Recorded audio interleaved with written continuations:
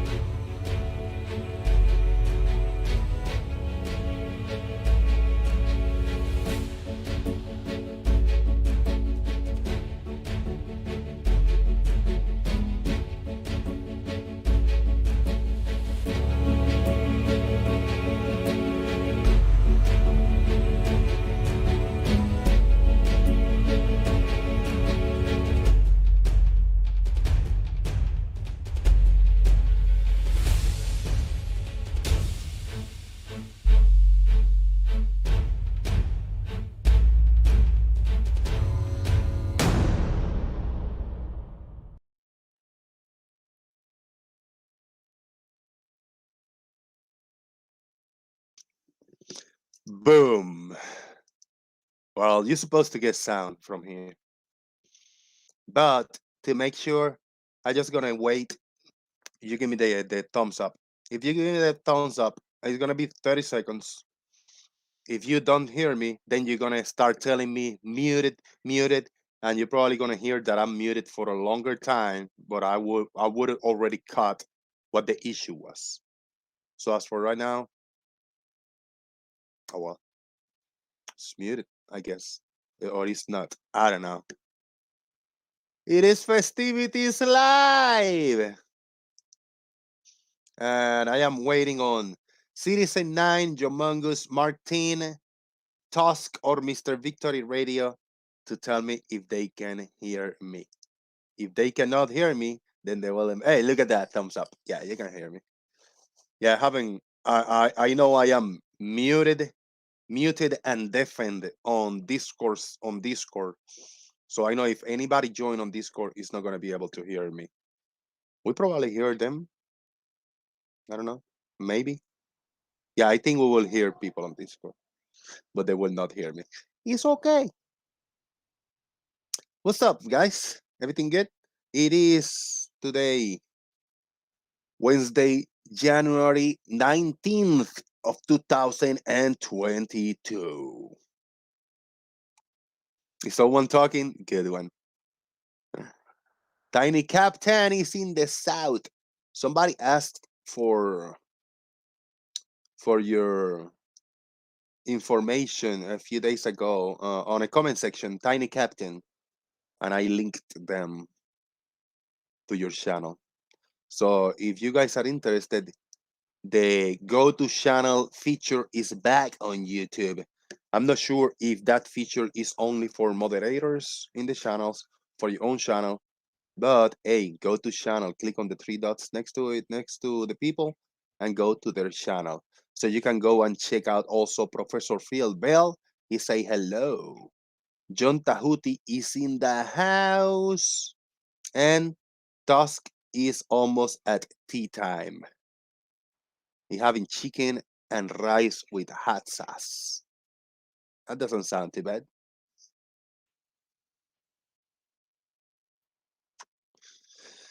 John Tahuti says, I was told by a globe enthusiast that the ground beneath our feet is a spinning, wobbling, tilted, rotating water ball. Oh yeah? Who say that? Who will say that ridiculous statements? Maybe somebody mentally ill or unstable. Earth is live, I see you. And Steve think is only the go-to channel is only for mods. Well, maybe only for mods. Yeah, I took a few moon shots 2 days or 2 nights ago. I took a bunch of them, but I was trying to catch some Pokemons when I was trying to get the moonshot because I saw a bunch of stars And I say I'm going to I'm going to try to catch some stars out of focus. Let me see if I can share the window. Share. So you should be able to see that. And now I'm going to share it on Discord. So if anybody would like to join this discussion, it's going to be open panel today. Everybody's welcome. All you have to do is come and join us on Discord. I'm going to share the link quickly over here in the YouTube land. And if you are new on the Discord server, you must DM me or one of the moderators, direct message me so I can give you roles, because you will not be able to type anything in the chat in Discord or to speak unless we give you roles. And I also gonna share this on Discord just in case somebody joins.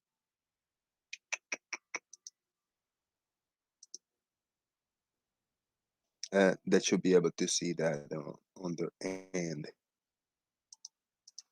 Yeah, there was a few moonshots and a few stars. Okay, let me make sure that the audio is working properly on Discord before I start scrolling and giving you my thoughts about those pictures. I'm on it.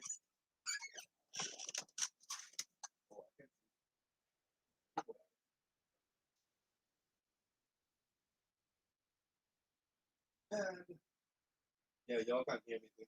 Good. I can hear you, you can hear me. Nice. Wow. Okay, that's good. This is good. This is good. So I don't need my camera on then when I'm screen sharing. Good. You guys should be able to hear me over here now. Yep, I hear you. Yeah. Very fine. good. And I am pretty certain that you are heard also on YouTube. So just so you guys know, we are live on the YouTube land. So whatever you gotta say, you know, there's 22 people lurking in the background listening to everything you say. Yep. Good time. How long Hey. do you think? How long do you think Young Tahuti has been hanging around in the chat? I don't know, 2 or 3 years, maybe more. I mean, you think by now, like he'd have, actually something to bring to the table, Yeah. Besides misrepresenting the globe and just giving silly names to the things on reality. Yeah. I told him in the chat. I was like, I mean, we're actually flat Earth enthusiasts. We're so interested to find out exactly how it works, and no one's been able to tell us how it works yet. Yeah, no one gave it to us. They keep questioning the globe and misrepresenting it and calling it silly names. What's the point on that? You know what I like though? Like I don't know, every few weeks or months or so, there's something comes out that is usually so devastating to flat Earth, and they always kind of ignore it. Recently it was a volcano, and then a few months ago it was that I don't know what was it that it was that Southern Hemisphere flight. Right. I mean, there's all types of things like that are just like that come out and that are so impossible on flat Earth, and they have to look at it and be like, oh man, what are we gonna do about this? How are we gonna explain this? Now we'll just ignore it. Yeah. I know, man. Crazy stuff. Yeah. I'm sharing my screen. I don't know if you want to see. It was I got it muted. Yeah. It's just a few moonshots that I had. Let me see. And there were a bunch of pictures in between because I was trying to locate the stars, try to locate the stars and try to zoom in and get. But I think cool footage, like this one with the clouds in the background. It looks really, really cool. I don't know what quality you Yeah, guys are gonna get on YouTube, but really, really. Okay, yeah. Oh, that's cool. Oh, it's a video. Oh, it's very good. yeah. Nice. There you go. And there you can say that there the clouds are going behind the moon. There you go. Some people might say that. Yeah. Yeah, I was trying to catch, between the clouds, trying to catch a little bit of the moon 2 nights ago. Nice. I know the exposure is not 100% correct, but I wanted it to look like this. Look at that. It looks like the clouds are going behind the moon, like in this shot. Yeah. Yeah, that normally happens when you have it on autofocus. Exactly, right? Yeah. Nice. Good Yeah, I time. saw it like 2 nights ago. I was standing in front of my house. I was getting out of the car, and like between the houses in front of my house, you can see like some mountains, and the moon was just had just come up over the mountains. It looked was- huge, right? Yeah, it looked big. Yeah, I was with my wife. I was like, yeah, whenever the moon is down, by the horizon, it looks a lot bigger than when it looks in the sky. Yeah, you got a reference point. You got a depth, something to give you depth. You got something almost touching it as the mountains. Yeah. Yeah, you don't have a reference point when it's like in the middle of the sky. You don't have anything close enough, like buildings or mountains or something, to see that. Yeah. I heard about a strange trick to see it right size again. What was it? Stand with your back to the moon and then look between your legs to the moon, so that your own legs are the reference point. Yeah. Really? Yeah, I heard about that too. Going to the extreme zoom now. Look at that. Yeah. Craters and everything.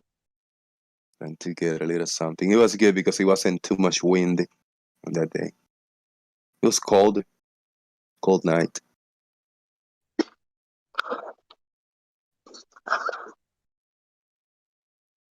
I'm gonna go on mute real quick because I'm in a warehouse. I gotta grab a tent real quick. Yeah. No problem. I'm putting together a swing set for my daughters that I bought yesterday. So I'm gonna set up a little tent so I can sit, not be baking in the sun while I'm putting it together.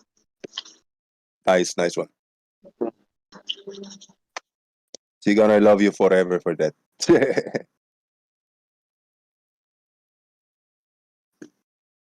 See it with me. Tiny Captain. Hey, Brian Mavitt, unmute yourself. We got the moon. And then a few, like, just trying to get them out of focus. And just random pictures to the sky, and there's all kinds of twinkle, twinkle little stars around. Yeah, the reason why I asked you if you can copy these pictures is actually that Nathan Thompson on Modern Day Debate gave a list of all tests he did to prove the flat Earth, and pictures of the stars in Moon were one of them.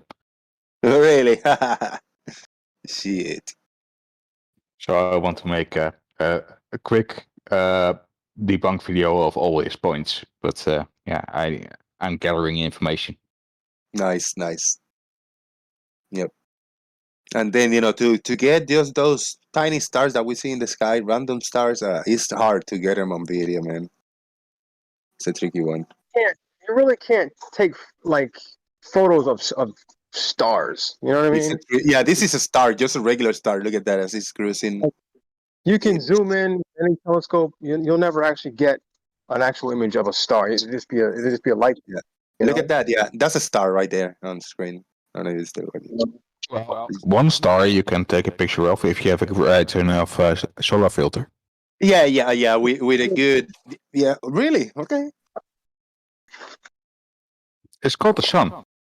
Oh well, yeah, but I'm talking about the small random stars. Yeah. Most of them are way bigger. Right. Yeah, and then I change the setting. This is just random pictures at the darkness of the sky, and look, there's some stars show. You know, there's a bunch of stars that show in the sky as I take pictures of random empty spots in the sky. I mean, at least I couldn't see some of those with my naked eye.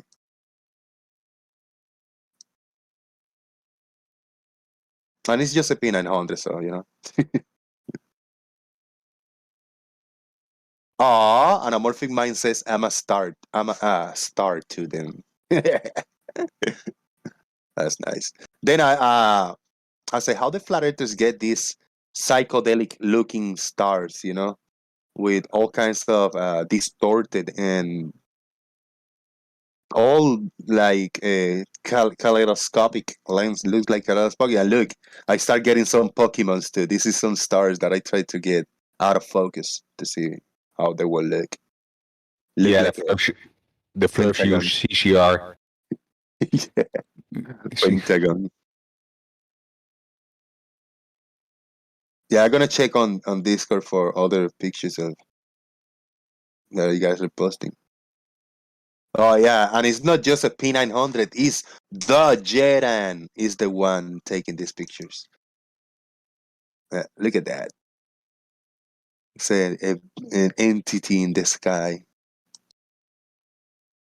And then I think I got it on. I got one on video, which was really cool. It looks. This one, look, it's got like a hole in the center. Let me see if I get another little. I know I got it in a clip in a minute. As it's arriving, and it looks like it has a hole in the middle. Where is it? Yeah, I struggled to get some weird stars pictures. I really did struggle to get those. No, it's a blue one, a blue star. It looked blue. Oh, look, this one. See? Not really. Shitty. Okay, I'm gonna get it. I know I'm gonna get it. There you go. With an eye, a star with an eye in the middle. Why it does this? Does this? Out of focus. Anybody knows? No idea. You look like a donut, like a Krispy Kreme donut. Well, try to take a picture of a light bulb where the light is actually too bright to fill in. The sensor of the camera doesn't understand anymore. All right. Look, a blue one. A pretty blue star I caught. Look at that. Oh, where are you going? Come on. Stay center right there. Right there. Ah, come on, Jose, don't mess it up. Yeah, it's hard to get them little stars in screen. I caught a blue Pokemon. It's just Moon Day. Yeah, right. Wednesday, what's up, man? How you doing? Good. Good. This day is a good day because I'm going home. Very good for you. How many days you spend at home? A few days? I'll stay at home. I leave back out Saturday, so I get 2 full days at home. That's cool, man. That's cool. Hell yeah. Happy for you. Look, I caught a blue Pokemon in the sky.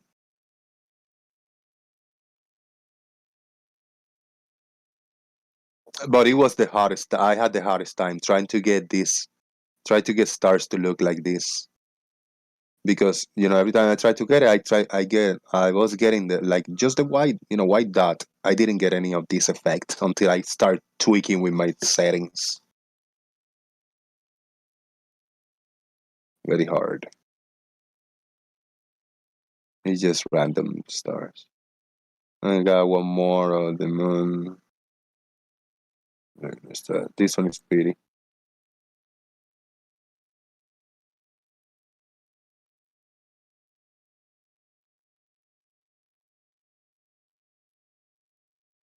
I lost the moon.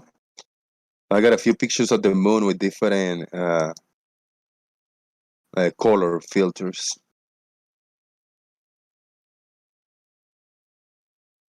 different color filters, regular. But I took a cool video. Let me see. This is the last one. I'll play this in real time.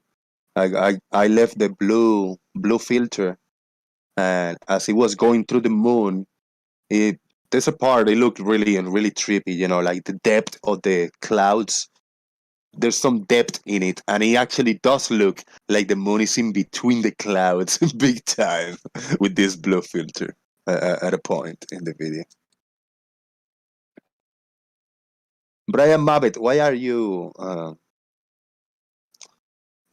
deafened? So that's my question.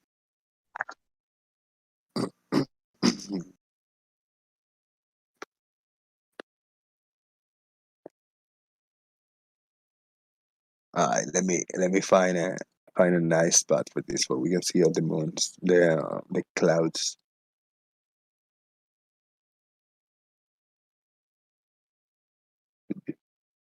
Okay, come in a minute. Let's see.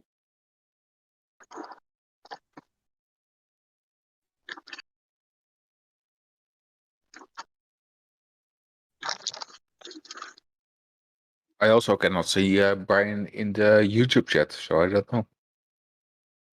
Hey, Jose. Yo. Hey, are you? Oh, your audio went away.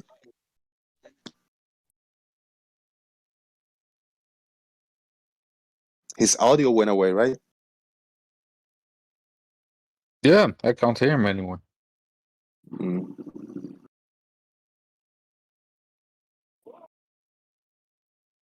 Look at that! It's a bulb. It's a very bright bulb in the sky. Very bright bulb in the sky.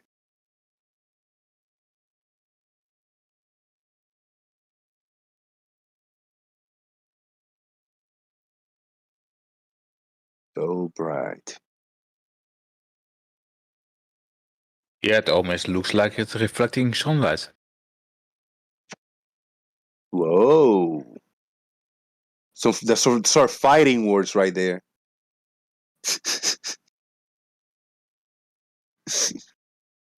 There's some people that still say that the moon is its own light, right? Most of the flat earthers and non-Glovers say that.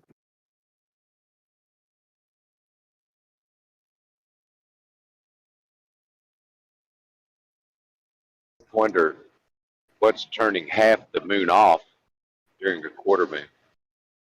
Right. Yeah, because like I shared a few days ago when I had my I got the Earthshine in a bunch of pictures, and that was a cool one to get. Like, let me see. Oh, yeah, I'm gonna have to stop screen sharing and screen share again. Give me a sec. Okay, I'm gonna kill this one. So I must screen share again.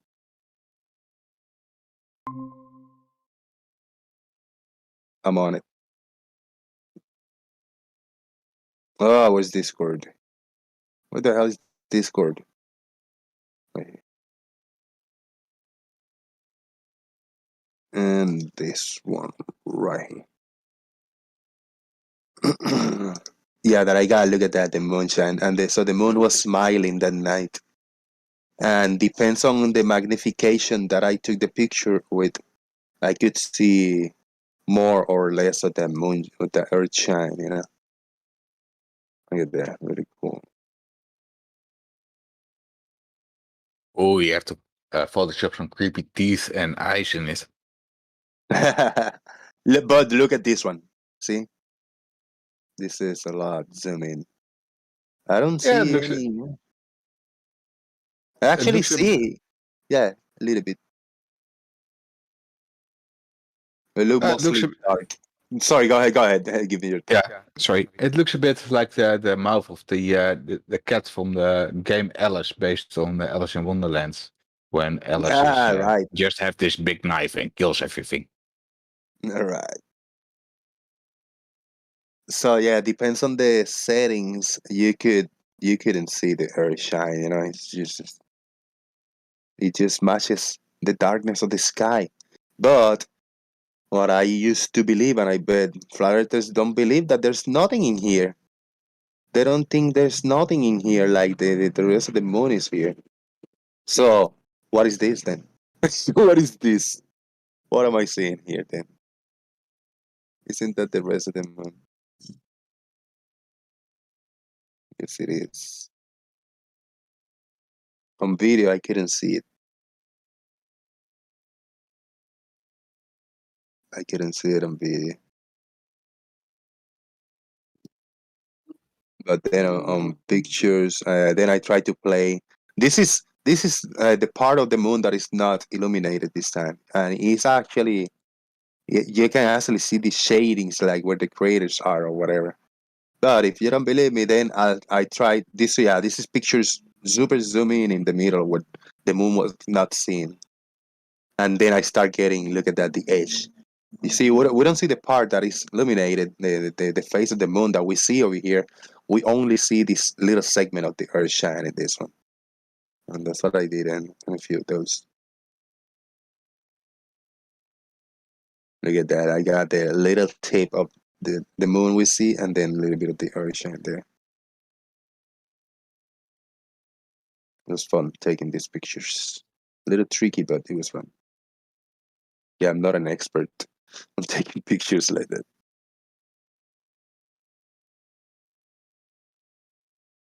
And when you see here, like, it looks like a dot, like a separated little dot in here. But when you see it, it's actually joined, you know. It's the whole thing. It's in the edge. Sorry about that. I had a phone call. All good? Now, I was just gonna ask you if you're are you excited for the images we're gonna get from James Webb? I am excited. That's the new telescope that was recently launched. Yeah, I'm excited. Yeah, I mean the way they're talking about it, and like they're just like, yeah, it's gonna be so much better than James Webb. Like, I mean, so much better than Hubble. Yeah, And we're gonna right. be able to go so much farther. Like it's kind of mind-boggling, you know, seeing all the images that we got from Hubble and how good they were. I mean, how can anything be better than that? You know? Right. This is my attempt to get a time lapse with the moon and some of the stars, but I didn't get more than half an hour maybe. And then I had to run, so I had to grab the camera and run. It's just a little bit. Nice. The most interesting images to me are the images of the center of our solar system with the stars orbiting the dark mass in the middle, and I'm really excited to see what it gets of that. Yeah. See if we get any of those, like, solid images. The center of our galaxy, right? Yeah. The center of the Milky Way. Yeah.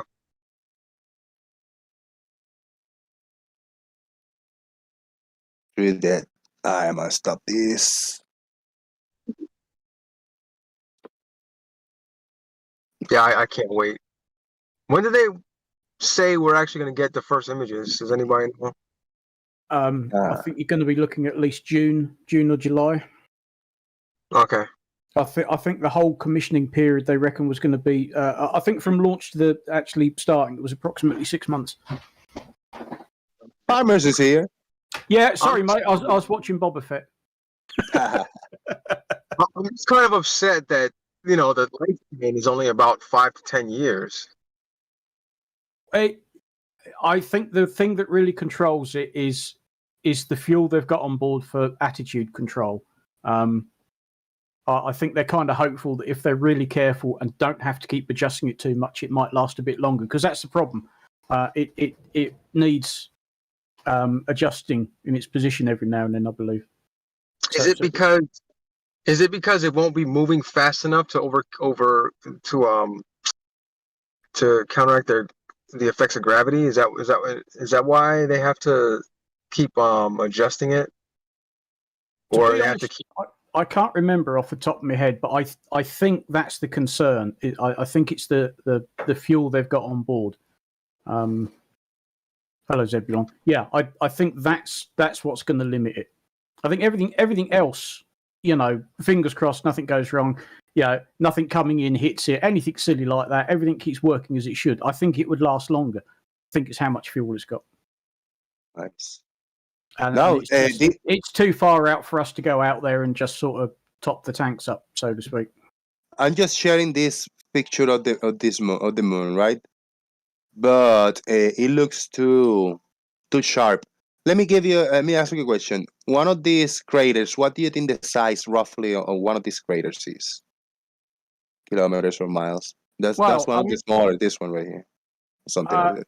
Any of those, there's a whole load of craters that all look about the same size. I mean, they like this one, the medium big ones. Yeah. I mean, they could easily be 30 or 40 miles across. The problem is you've got no scale. You've got nothing on there, sort of, shall we say, human scale to. Yeah, but look at the size of the moon. So you got an average. 2,500 miles across. What the moon is? That's what they say. No, so, all right. So it's this not might what be. They say it's what it is, you prat. So one of these craters might be 10 or 20 miles across. Could well be. Yeah. Now that being said, check on this shadow out. Check on this shadow on whatever this peak is.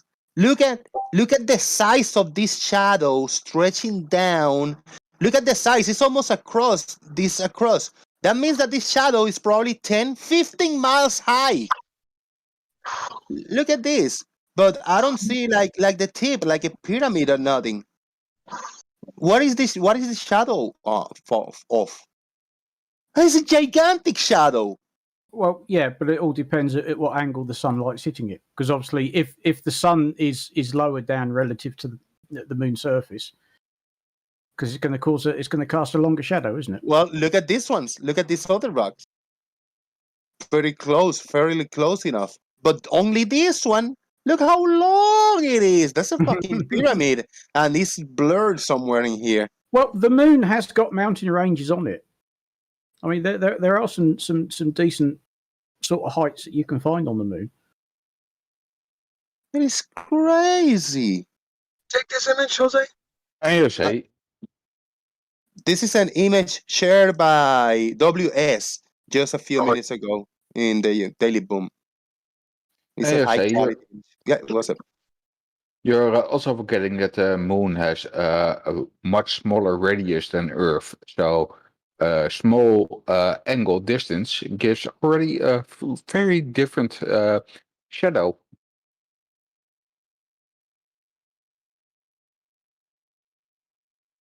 Yeah, but you understand what I'm saying, right? It caught my attention. Look how big. And then now we got another one over here, down here. Really big. Let me try to. I'm just zooming in it to the limits. Look at this Just one, too. Triangular. The light, the sun, the angle the sun is coming in. So if that is 2,500 miles across, how long would that shadow be then, Jose? Yeah, compare this crater. This crater, I think, is bigger than that, for real. But it's probably polar. Yeah, look at this crater, how big it is, on the moon. I don't think this crater is less than 5 miles across. I don't think it's less than that. So that if this is 5 miles across, this shadow has got to be at least 3 or 4 miles long. This whatever this is, and the other ones, these ones that look also big, they don't look as big as this. It's crazy. I lost it. What do you think, Brian? Am I into something? Yeah. Am I into something here? Yeah, definitely. Yeah, they always get the scaling wrong. That shadow there is hundreds of miles long. If this thing is 2,500 miles across. No, it's not. How can that be hundreds of miles long? You utter crap. Have we got a full image of it or not? Have we only got the partial You one. could do it. You could do a rough. It's just the angle of the sun makes it look long. That's it. Yeah. That's what I'm You get saying. exactly the same effect down here on Earth. The scale of moon being 2,500 miles across. You could have a 5-foot tree have a 20-foot shadow. I mean, No, Yeah. no, they're saying it's close to the Terminator line, Brian. That's why it looks longer, because it's getting the sunlight in an angle that is a lot longer, because it's close to the Terminator line. What do you think about that? I'm not saying it doesn't look long. I'm saying it is actually long if that is running along the surface. Saying that moon Yeah, is but- 2,500 miles across in any direction. Yeah, but never saw a cartoon as a kid where the mouse actually scares the cat by enlarging his shadow. Yeah, I forgot Yeah. it was a cartoon. Sorry. Is it Monday today? What the hell? Yeah, it's got all the makings of it, hasn't it? Yeah, it's good. It's good. WS got Also Truvin's cartoons. WS, what? the full image. We can do a bit of analysis on it. I don't know. I think this is the one available online. You know, just this image. I mean, all kinds of structures. Look at that. These are like big neighborhoods in the moon. Look at that. These are all kinds of mobile home parks and trailers and shit. You think if we'd got this sort of quality, could we not zoom in onto the landers and the buggies that they left up there? That's all- that's been done by the Lunar Reconnaissance Orbiter. They have got something orbiting the moon, and they've taken photos of all the Apollo landing sites. Where are they then? Where's them image? Brian, we've showed Go you. with them, you lazy twat. You've been shown them, and all the flat earthers have gone, nuh-uh. Hey, now, guys, you tell me, doesn't this look like a satellite image of some place you take on like in the on Iraq or something, a small community in Iraq? They say, "Oh yeah, we got the target." Look at that! It looked like structures, like houses in a little neighborhood. You got a road over here, you got a big building over here in the side. Brian, don't you, right? I mean, you people, Earth is like, you've seen images, satellite images that look a little grainy like this. It actually does look like a neighborhood, right? Yeah, sort of. Yeah. Yeah, it's definitely three-dimensional, isn't it? You can see. You can see all kinds of stuff. I mean, and the more you look at it, you start making kind of shapes. You say, oh yeah, this could be this could be a building, this could be this kind of oval shape, the top of the house, this should be a square one, and it got some big vents in the top or something, you know, buildings and stuff. That one there's a shopping mall, look. Yeah, shopping mall, everything. Down here, look at that. It's like I don't know. It's a swimming pool. Yeah, we were All looking at kinds of goodies. a neighborhood. You'd see a lot more geometric shapes like squares and, you know. Yeah, but these people is got another infrastructure, you know, they are not earthers. Yeah, but They you don't gotta see any. work. They got to work around their neighborhood, you know, around the landscape where they live in. But this shadow is killing me. This is a giant, look, this is a giant alligator face. Like the back of the skull is on the ground. You got the eye sockets and you got the snout up. So it's a giant structure of an alligator mouth, and then two big fangs in the side of the mouth going up. Look at that. Mm-hmm. Oh, don't get that pareidolia start flowing. Too late. I think it's fully kicked in. Come on, show me where there's a puppy and a cow and a kitten playing with a ball and oh no, hang on, that's clouds. Sorry. Right. Now looky here, look at that. This is some kind of a also a neighborhood right here. Look at this square. It's some kind of geometric housing. This is more geometric. You actually got little squares and blocks, and you got a little bit of roads and underground systems going on all over here in this neighborhood.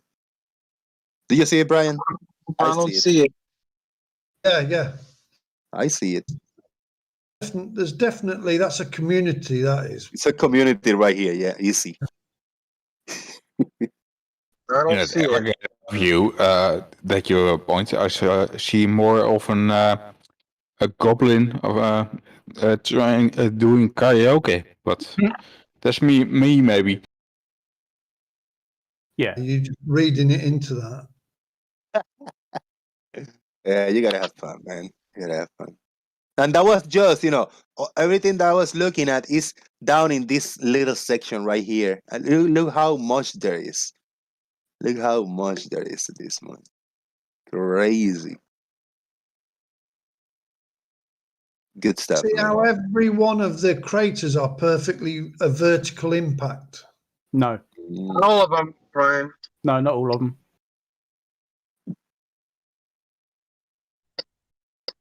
Most of them, yeah. And they've Like- also done studies on how impact craters are formed. And Slightly often oval. quite often it doesn't matter what angle the thing that creates it is coming in at. If it's going fast enough, they tend to create circular craters. Not always, because there are other shaped craters on the moon. Surely this face is facing the Earth. Yes. Wouldn't the Earth, It always wouldn't the is. Earth be in the way of anything hitting this face? Not necessarily. Space is 3D. Squirming they're squirming the earth. They're just missing the earth, Brian, and then hitting the moon in the right angle. A lot more on the other side. If you look at the Got a bit of spin on it, has it? Sorry, people, go ahead, man. I was saying, if you look at the dark side of the moon, there's a lot more craters over there too. Yes, the far side of the moon is just crater upon crater upon crater. Yeah, but at least this face, at least we can say that we've seen this face. At least we all of us, like down to earth, right here, us. The other one, I mean, whether it's real or not, it's like we don't see that face, unless via a third party, like just handful of pictures of those. So this one, I can entertain it a lot more, that back side of the moon. You think the shadows match up? Yes, the shadows match up. Are you running out of straws to clutch at? Well, Sounds like I'm it. in my own arts package looking at it, to tell you the truth. You can even compare the images from the LRO and then compare the images from the Apollo 13, and they match up pretty good. Now this moon, this has been layered, right? I mean, with colors and a little bit of shading of browns and bluish and stuff, right? I guess. I don't know. Haven't the faintest idea. I don't know. I got a feeling that might have- would be handy. Yeah. Probably. Try that again.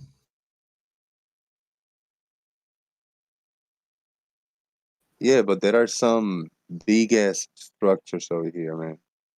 Look at this one. Look at this one. Look at this. Hold on. This. Look at this shadow. Hold on. Let me get closer so I can. Look at that triangular shadow right here. That's huge, and that is a lot further from that area that you told me that is because this one, yeah, I tell you, it's near the termination line. This one is very far away, and look how huge it is. Fucking I lost it. Let me get there. Look in the chat. I've just cropped a piece out at the bottom of it. And Yeah, and the shadows in the craters don't seem to sort of match up yes, along. all the shadows are where I'd expect them to be given the direction of the sunlight, and you are looking at a vast area of a curved surface. Do remember, it's not flat. Before I share that one, any thoughts on this one? Is it the same? It's just what a play with light, the light of the sun or something to Yeah. have the shadow goes on? Or this might be a big ass rock or big ass mountain or something that is looking like this.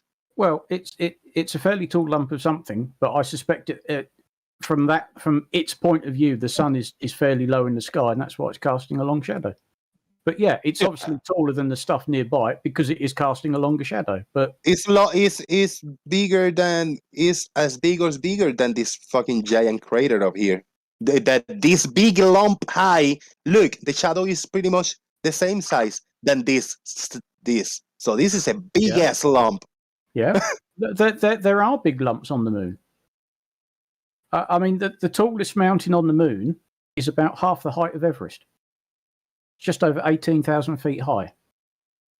So it's not a mile long? You don't think it could be a mile long? A mile high? 2-3 miles high? With the radius of the moon, you get quicker, larger shadows. It's easy as that. Yeah, you're looking at something that's considerably smaller than Earth, so all this is going to behave in a different way, look different. All right. You got something to share, Brian? You got an image? I'll put it up. Okay, you just cropped a bit out the bottom, and the shadows in each. Oh, need to come out a bit. Crater seem to be different. Let me. Hold on. I'm gonna find that segment on the image that I have. I did a better quality. No shit. This there you go. Yeah. On the right-hand side up, barely got any shadow. There you go. See this big one to the right? Right. This one. No, right. Oh, this one. No, right. What do you mean crater? Right. Are you on about the crater, for fuck's sake? Crater or piece of rock? This big fucking rock there. Is that okay, crater? Okay. That's for fuck's sake. Yes, yeah. crater. That is got barely a shadow here. Now look at the one below it. This one. Yeah. Shadow deeper. difference in the Yeah, two. it's because it's deeper. Oh, for fuck's sake. Do you know how shadows work? These two in top. These three right here, the different shading, because I can see this one is very shallow. This one is kind of a little bit less shallow with a little bit rocks in the middle, and this one is deeper. And I can see the depth thing, and this one is a lot deeper. That could explain it. I mean, it's not that it is, but it's deeper as in either the actual impact crater itself is deeper, or the rim of the crater, what you're actually seeing, the circular shape of it, is higher. But either it's higher or deeper, but that's why it's casting a deeper shadow. I mean, for fuck's sake, this is ridiculous. Wouldn't the bigger craters be the bigger impacts? And look at the distance. That's actually comparing a shadow with the middle of the UK and somewhere in Nigeria. Yeah. Yeah, that deeper shadow is much further down, and so that at that point the sun would be lower on the horizon if you were stood there than that larger crater further up. You're looking at a fair chunk of the moon's surface. Don't forget that, and the fact that it's smaller than the Earth. Would the bigger craters be the larger impacts?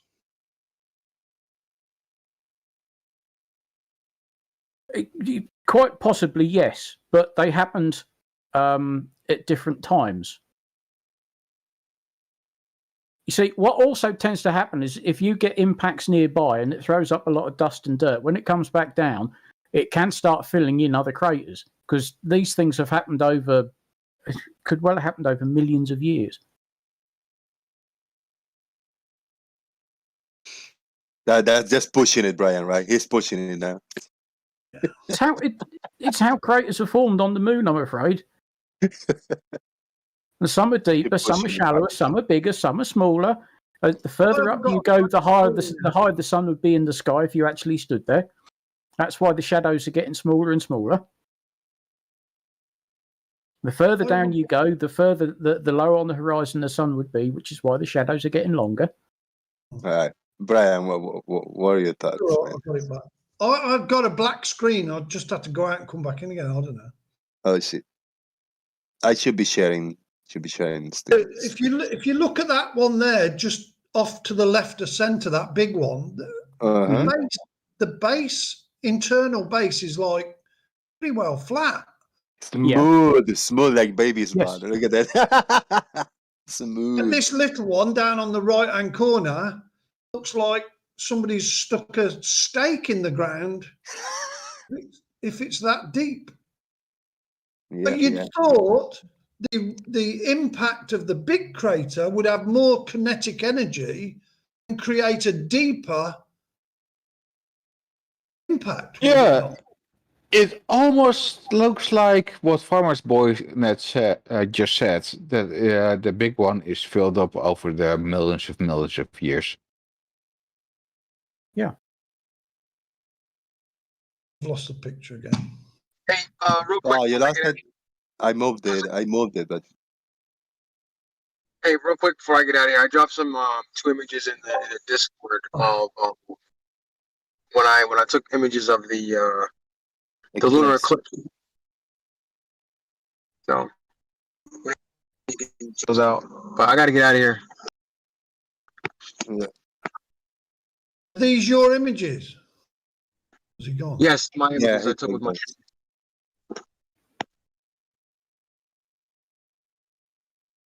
Don't look the same, does it? Let's have a look.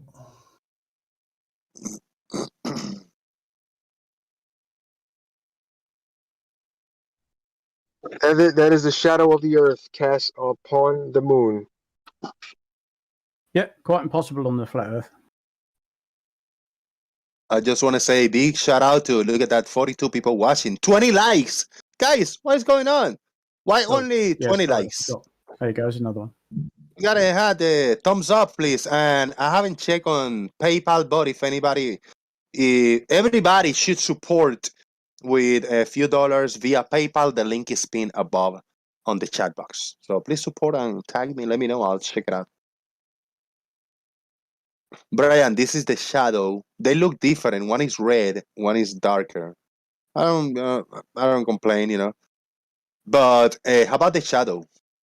They say that if it was a flat Earth, you could not have this kind of shadow on the moon.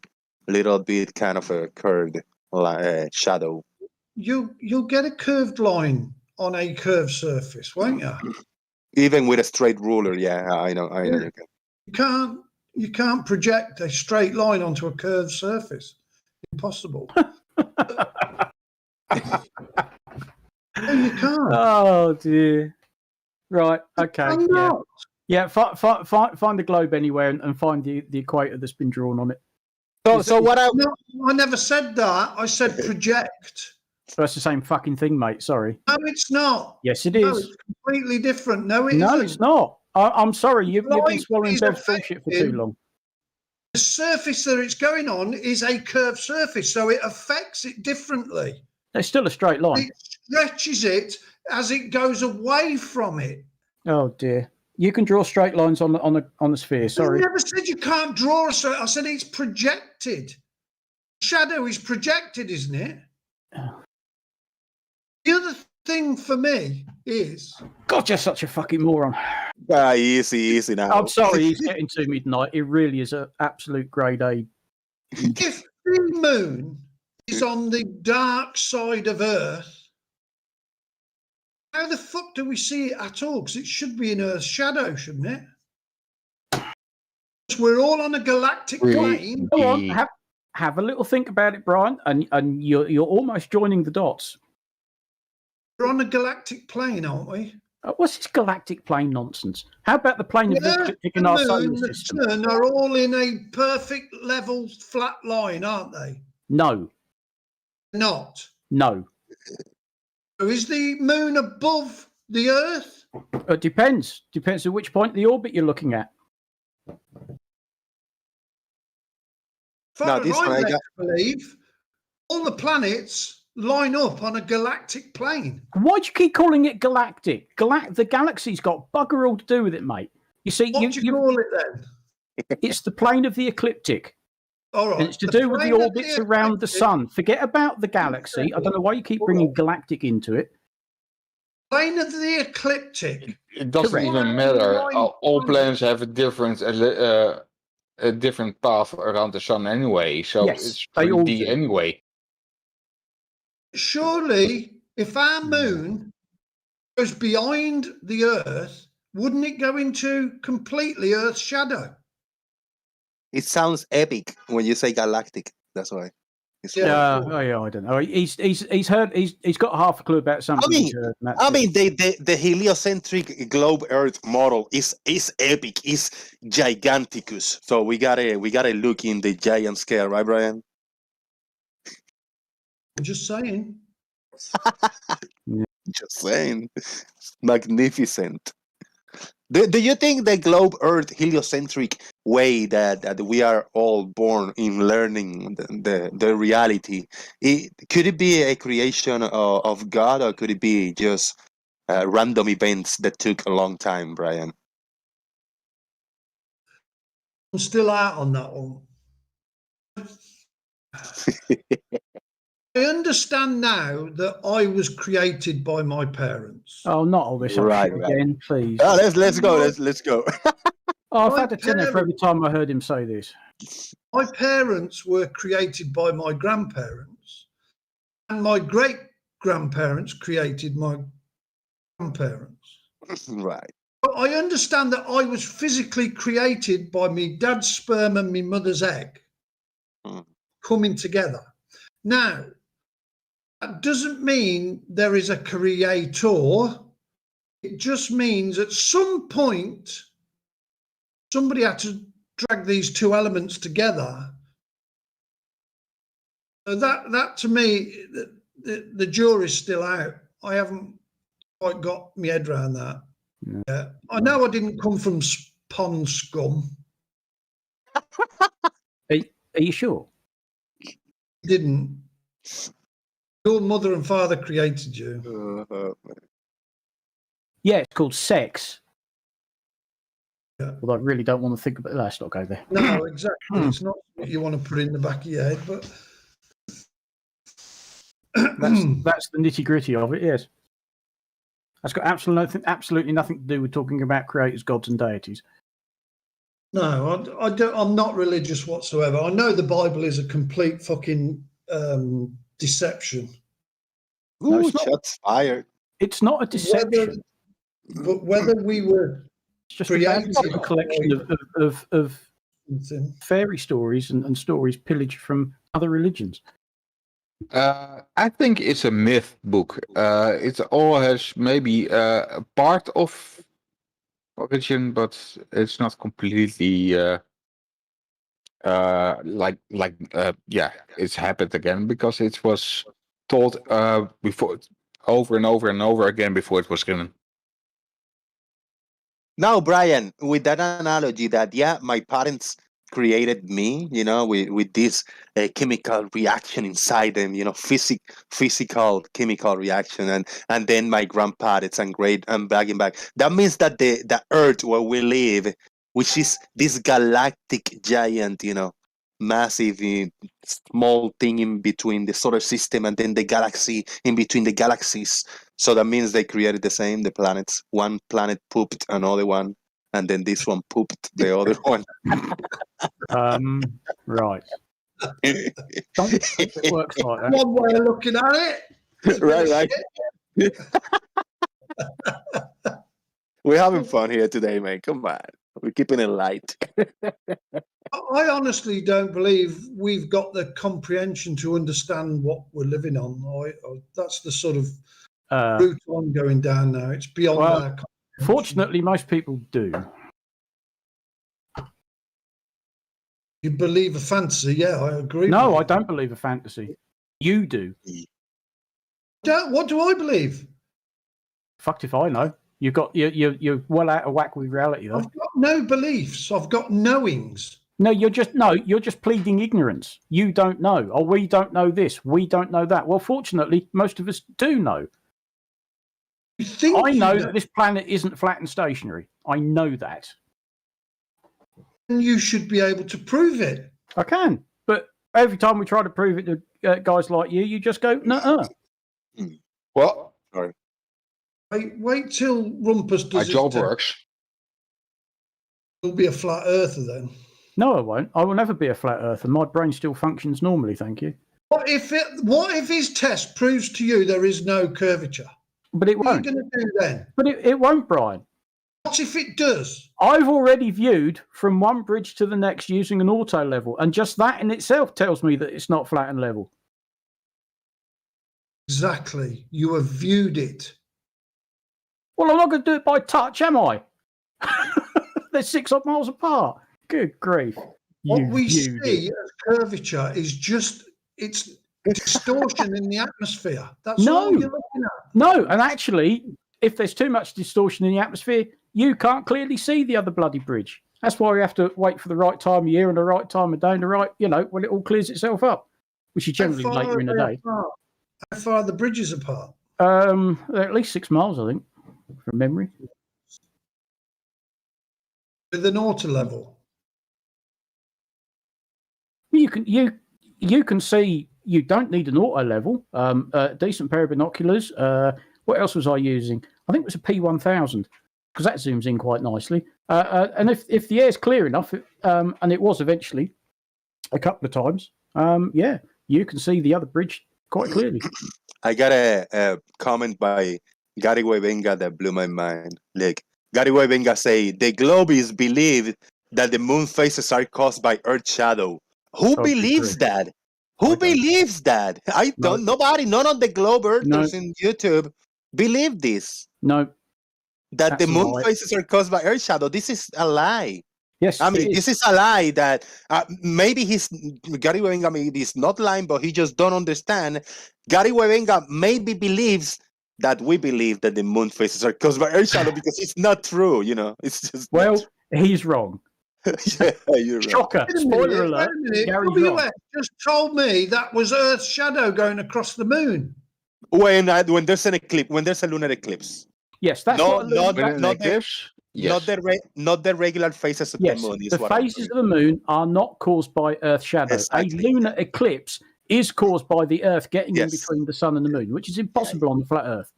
Which is two different ballgames. Yes, but Brian, your thoughts? Have you heard any Glovers or somebody? I mean, I didn't believe this before, but I know of people some flat earthers that used to believe that the Glovers believe that the moon, the moon phases are Earth shadow, and I just know that it's not that. I honestly don't know. I haven't looked into it, mate. I want to know what I'm living on, not what's up in the sky. Yeah, but we keep telling you don't have it. We're living on, then we could do some investigation as to what is above our heads, I think. But we haven't done that. I haven't done anything. We're living on a spherical rotating planet. So due to the orbits of the moon in relationship to the Earth and in relationship to the sun is illuminating certain parts of the moon throughout the days, and we get a little more brightness in the face of the moon that we get, but that's due to the rotation of the whole sun going around the Earth and then the moon doing its own orbits. So it is not to do with Earth shadow, it's to do with the position of the sun related to the moon and the phase that we see. I mean, in the big ball game, am I correct? Tell me I'm wrong, please. Somebody. You're wrong.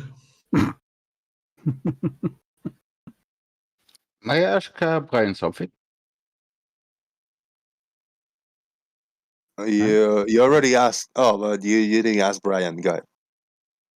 Okay. I'm now a merchant sailor for 23 years. Sailing as captain at the moment, already for 7 years. Sailing around the world. You mean my life been alive for 23 years? Yes. Your life's been alive since the day you were born. So I'm now dead, and I never made it home. Thank you very much. We've all been lied to since the day we were born. All of us. Not just you. Every single one of us. I'm literally sailing the planet using globe math. And if I don't, I now will be dead already 22 years ago. Why am I still alive? Can you lower your microphone a tiny bit, the tiny captain? It's Sorry. Really loud. The Stingray is in the house. The Stingray has got a screen over here on. So I'm going to share that to YouTube. I'm going to stop screen sharing for a bit. So the Stingray.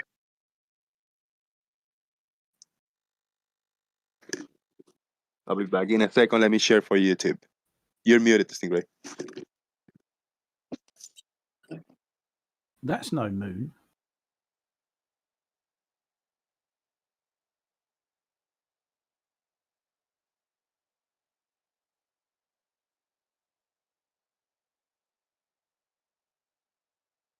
Hello. Check 1, 2. 3. Oh, your microphone is off. Maybe it's just a visual that you want to share, Stingray, but you want to speak, you're muted. I want to hear an explanation for the Stingray's mouth in layman's terms. What causes the faces of the moon on voice? Well, he's on strike. He don't want to speak today. Well, of course, he could have a little person doing an impression of an air raid in the background. Air raid siren.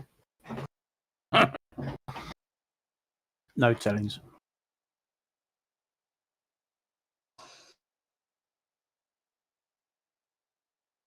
Can you explain what we're seeing in here? What is in the top, in this top image, and then at the bottom we can see like this what we witnessed the moon kind of.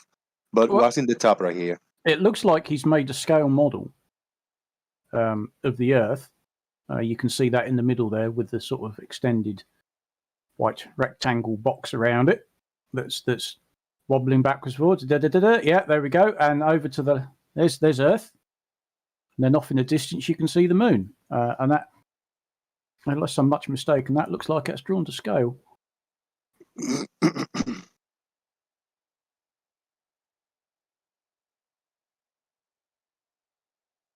And is the sunlight coming to scale? At least from far away? Yes, I would suggest his light source is, yeah, way out of view. Because if you draw the sun and the moon to scale, there's no way you can include the sun to scale as well, because it's just, yeah. So all right.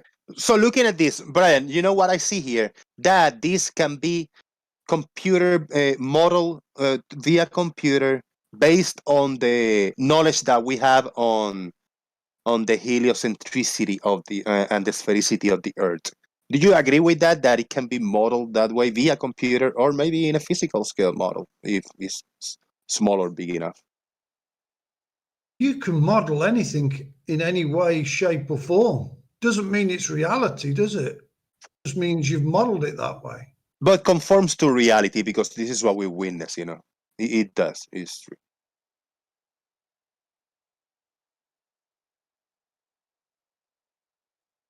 That's good. I agree with that. And I never deny that. Even as a flight, I say, yeah, the globe model, the way you guys model it, it works. And it's based on the knowledge that you guys, you know.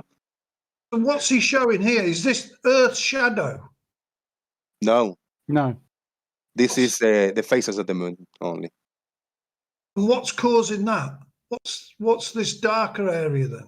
Well, the faces of the moon are caused by where the sun is in relation to the moon. Now, at the moment, where he stopped now, the sun is right off to the right-hand side and sort of swinging round a bit. Because obviously So this it's is the like moon's own shadow. Beg your pardon? It's the moon's own shadow. Yeah, the moon's own darker. Yeah, it's part of the moon that's in darkness because there's no bloody sunlight falling on it. There you go. Yeah. Boy. That's basically it. That's what forms the phases of the moon, is what part of the moon's got sunlight falling on it. Where's Earth? Well, I'm presuming that's our view from Earth. There we go. So, in relation to the moon, you know, the Earth is. Yeah. So when the sun when the Earth goes between the sun and the moon, surely it should disappear altogether then.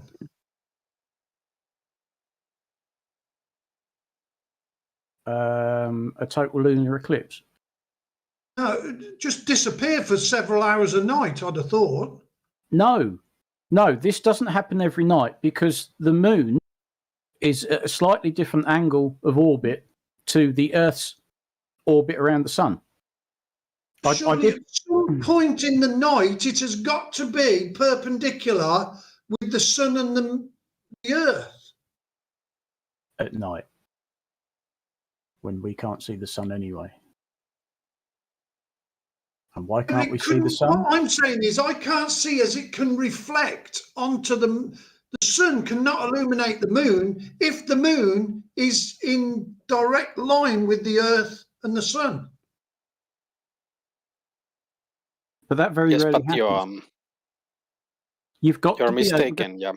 yeah, you've got to be able to think in 3D. No. The sun, the earth, and the moon are not all exactly on the same plane. They're not. It's as simple as that. All right, I need to give a big shout out and thank you to Martin. Martin, I see you, brother, on PayPal. You came through with a big $10. Thank you very much. Martin says, Brian sees a crater. You see the whole of the moon. Oh, there's nearly a song in there. Yeah, it is a song. What the tune is, how the melody goes, but you see, Brian sees a crater and you see the whole of the moon. Thank you, Martin. Appreciate the $10. Oh God, who sung that? That was the Water Boys. The Water Boys. The whole of the moon. Oh, 1985. Good grief. Now I feel old.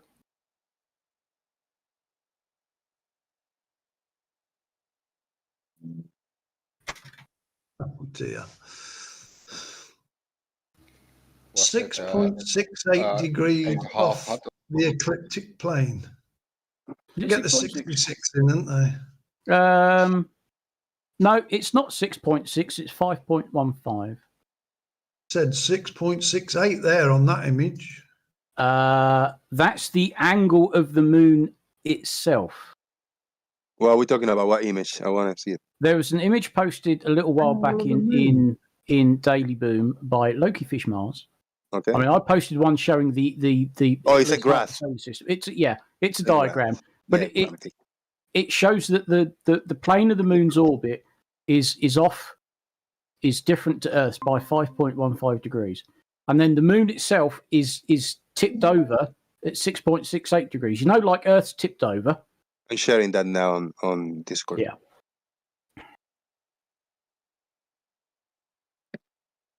So that shows the orbit of the moon around the Earth and how it's not on the same plane as the Earth's orbit around the sun. This is why I can't believe in it. Why? That's what we observe. This is all based on what we observe. They always throw these 66 in when they do this. It's not a 66. What are you on about? That's 6.68. That's not even 666. And what the chuff in hell has 666 got to do with anything when we're talking about the Earth and the Moon? It's fun, man. See, it's a conspiracy. The people who fake this, first of all, it's faked because I say so. The people who fake this deliberately made it 6.68 so that people would go, 6.66. It's not the same thing, but retards will go for that. So, yeah, it's a hint for the retards. Oh, and Gary's doing it again. So, my apologies for using the word. In Global World, all the stars are on a plane. Oh, here we go. Do you honestly believe there's nothing in their 6633 hoax coding? Yes, there is nothing in it. There is nothing to that. There's nothing in it. No, of course not. Right, 23.5 degrees. What is that from the vertical? What's that from the horizontal? I can tell what's 23. That's not 66. Yeah. This got to take a grab on me. What speed is the Earth going around the sun? 66,000 miles per hour, as far as I heard. 666. Shout out to Lemon. No, here we go. Easy, no mockery. Lemon is one of my favorite characters over here, so no mocking. I heard you too, Jose. It's 66,000 miles per hour around the sun, as far as I can tell, for the speed. Exactly. How many books are in the Bible, Lemon? How many what? How many books are in the Bible, King James Bible? We were talking about the flat Earth, but isn't it 66? 66? Yeah. What year was he put to? How old was he when he was put to death? How old was who? Jesus? 33. 32, 33. Well, make your mind up. I rest my case. What case? I think he's implying some sort of We haven't occult made a case. numerology reference. Yes, implication Illuminati. is not making a case yet. Can you make your case, Mavet? You'll see it one day. I'm charitable, so most of the time I can finish other people's points based off of the general drift of the conversation. If you're talking about the 66,000 miles per hour around the sun, that could have possible 666 occultic numerology references. Possible. Really? Am I going to have to go off? It and may watch not TV? be an actual number. Patience, farmers. It's good. It's all good. Oh, we all Here's need a little something bit interesting. we all need a little bit of sour in our lives, and lemon give us sourness for those who No, need it. no, Yeah. really, there's no space in the universe for anybody as moronic as Lemon. There really No, isn't. come on, man. Oh no. No personal attacks. I'm He's muting about- farmers, boy. It's about as enjoyable as dysentery. No need. Come on. Basically, it looks like a bunch of occultic numerologists cobbled up these numbers out of sheer, occultic numerology cloth. It doesn't look like there's any sort of concrete substance behind them. Number one, we don't feel like we're moving. So 66,000 miles per hour around the sun is very difficult to prove. It's not hard to prove. Enlighten me. Here's, by the way, Go for it. here's something It's that you not can hard do, to by the prove. way. Please enlighten me. I just want to know if it's more than whataboutism or your opinion. What's basing it in fact?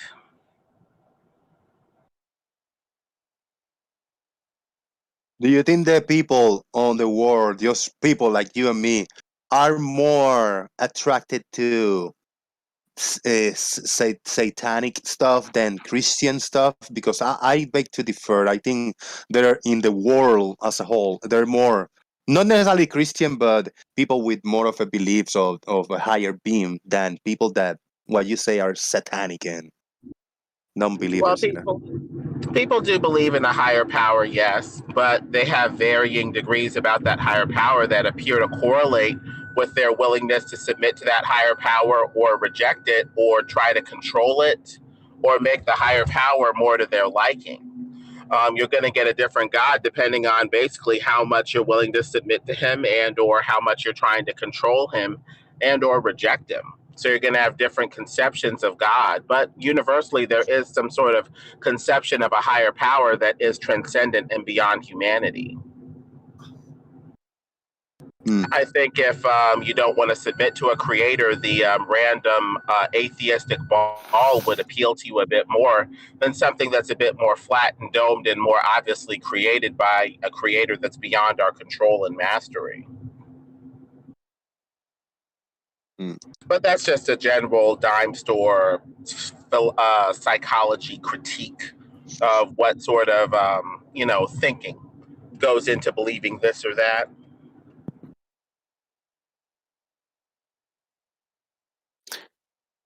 Returning back to the numbers briefly, here's something interesting that you can do with a set of numbers. You can actually take a large set of them and you can analyze if any number is appearing more than it should statistically. Now, if it's the idea that there are some crazy, weird-ass satanic Jesuit conspiracists putting in number 33 and 66, well, you should see those numbers more. So here's my challenge.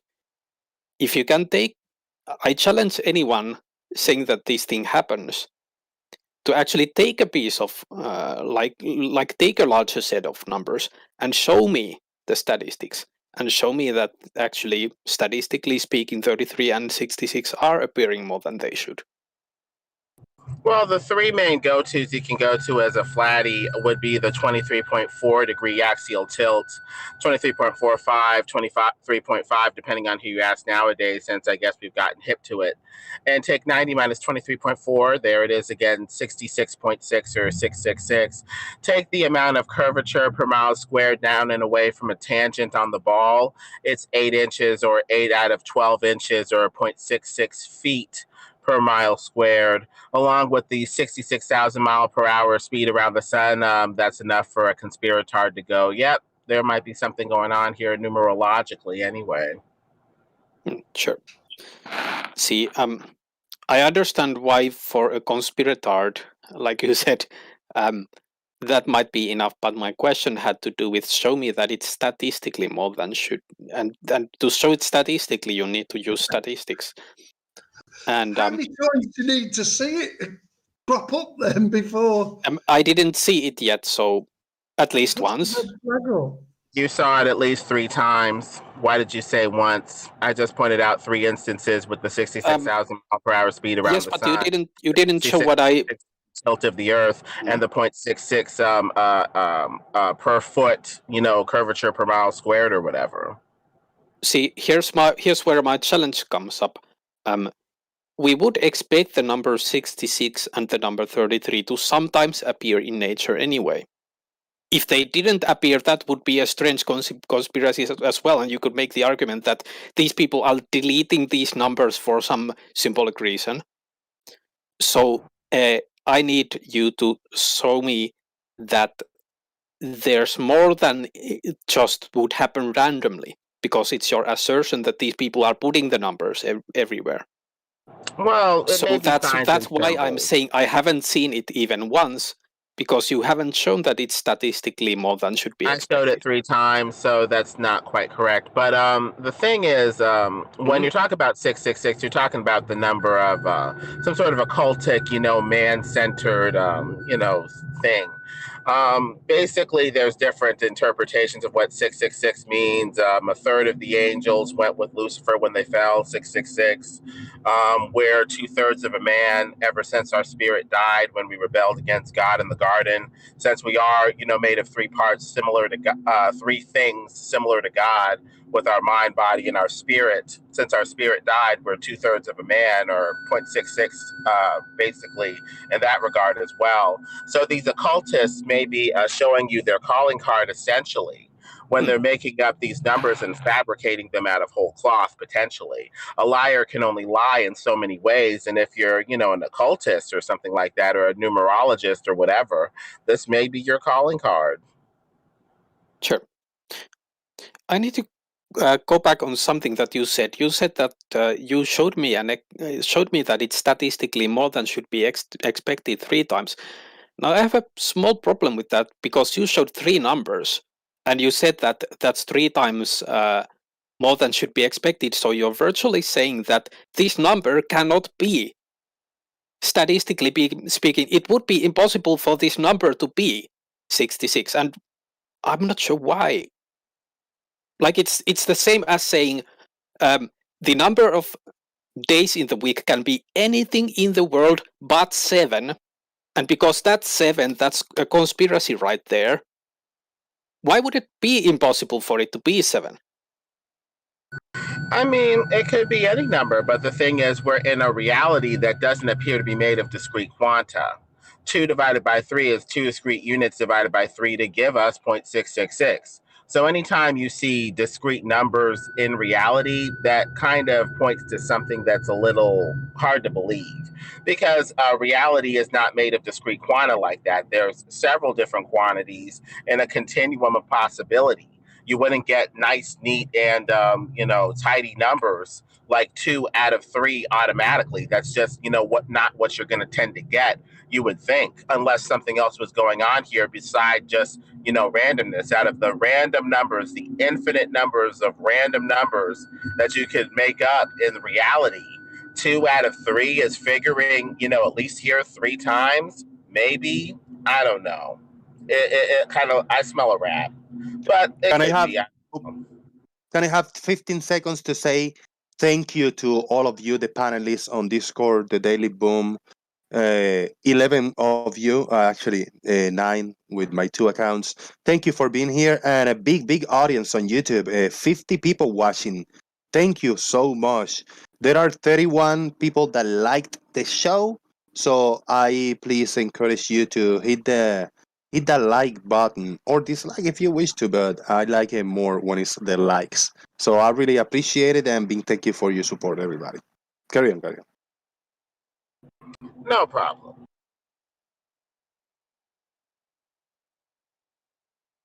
Lemon, but it's not bad, right? I mean, we got a big audience, 50 people watching, right? But consider that this is a baby channel. This 469 subscribers. This not even 500 subscribers. And we got a big audience watching. This is great, right? By the numbers. Oh yeah, people can't get enough of that boom. Hey, see, that's why I like Lemon. There you go. Positive, positive, positive.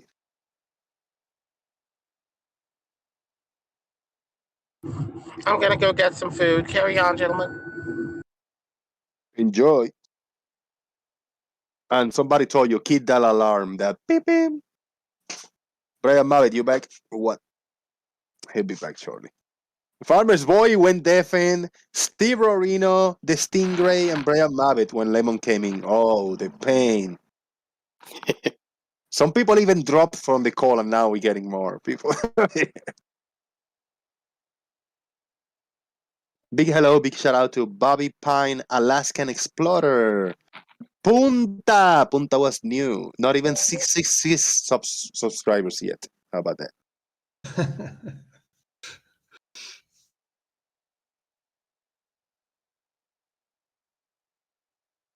With a channel with 1,000 subscribers, it should be 100 people watching the show. Now, I had almost 3,000 subscribers, but in the point where I had 2,000 subscribers, I was having 180, 200 people watching the show for the longest time. Then that big health issues came in and everything changed since things switched around. So people got interested in another thing. So we went down to 80 to 100 people watching the shows daily, which that was decent. I was happy with it. But now with a big audience of 50 people watching, it's a good place, you know. If we can get to 1,000 subscribers faster, that would be awesome, you know. We need a few more shout outs from some channels around. Still my show. Shout out to Carl Christopherson, Citizen 9, OLM, boom, everybody. We are in the Discord server, the Daily Boom, YouTube Live, and I'll mute myself for a few minutes.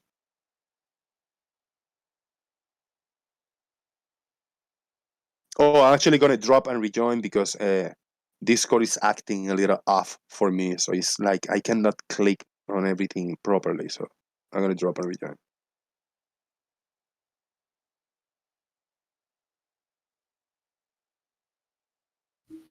So, Farmer's Boy, you got my message? Yes, thank you. I'm not listening to that idiot. No, I sacrificed myself. It's like listening to a yapping dog, except it makes less sense. Yeah, it was terrible. Yep, it always is. But I've heard it too many times because it's just the same old garbage.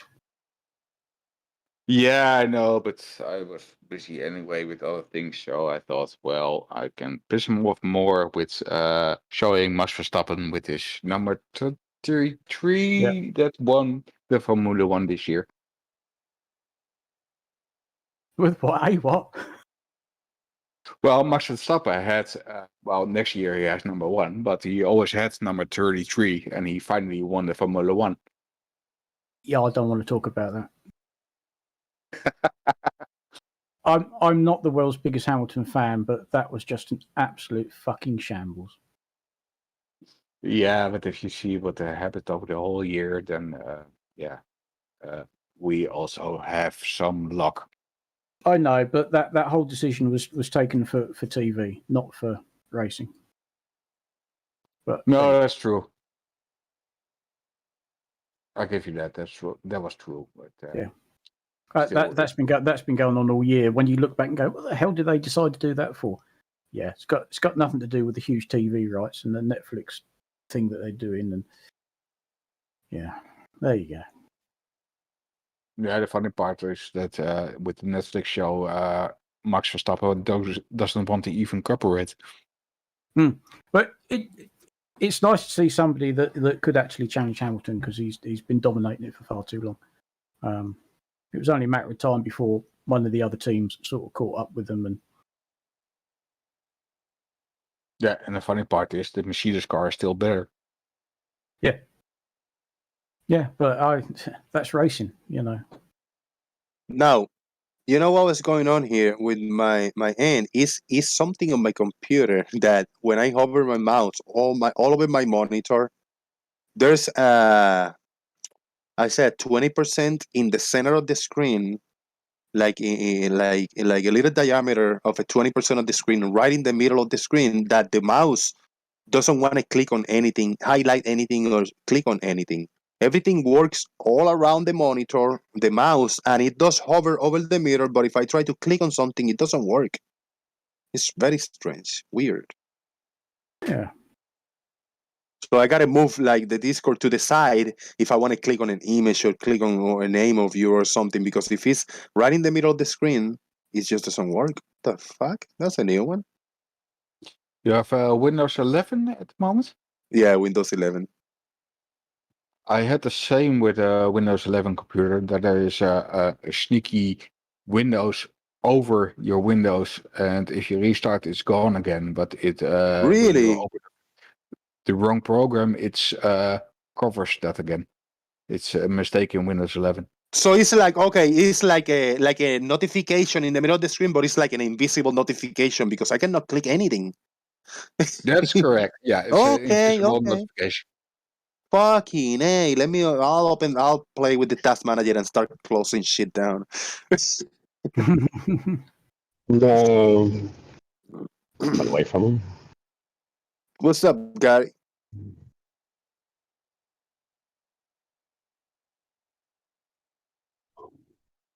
We must all be happy Gary is here now. ¿Qué pasó? ¿Qué pasa? We are excellent show. We have Brian Mabbott a little bit. We got a little bit of Lemonbird. We got Gary with Binga here. So we're keeping it diverse and dynamic. It's good. I'm just finishing work, getting ready to head out. Good.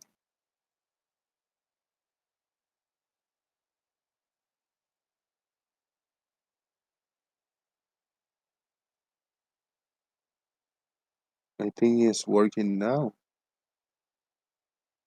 It's working smooth now. I fixed it.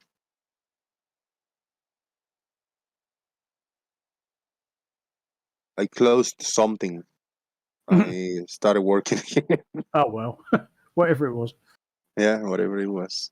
No, but thank you for letting me know that trick. I didn't know. I thought I lost like a black hole in the middle of my screen over here for some reason. So I watched 2 movies yesterday. I actually did, man. I watched Don't Look Up, About Time. I was looking forward to see it, and it came out like a month ago, and I just watched I it. didn't go around to that yet. I just watched. It was good. It wasn't what I was expecting. It wasn't the best movie, but it was good. I watched it all the way through. It didn't get bored. It was fun. Strange ending, funny shit, man. Yeah. Yeah. I got But round to it was watching alright. that new. I got round to watching that new Ghostbusters film at last. Yeah, I watched it a few days ago. I enjoyed it too. Yeah, no, I enjoyed it. I hadn't got very high hopes for it, but that was an enjoyable little flick, I have to say. Yep, it was nice. Yeah, it was good fun. I was a little bit of a service fan, it was kind of a new thing, a little bit remotely, it was mellow movie and a lot of fan service at the end, it was all right. Yes, of course, but yeah, no, that was a fun little film. I like that. I watched. What else did I watch? Eternals. Right, okay. Your thoughts? Yeah, I won't be watching that again. Just like, why? A little too heavy, right? It was like heavy to digest.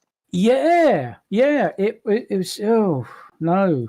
It just it took some effort watching it. I have to say. I mean, it's not a short film. It's quite a lengthy film, but it's just like, why did they bother? I mean, we've seen all that sort of stuff in all of the Avengers films, really, and it's just like, yeah, okay, whatever. I'll watch it now. I won't ever watch it again.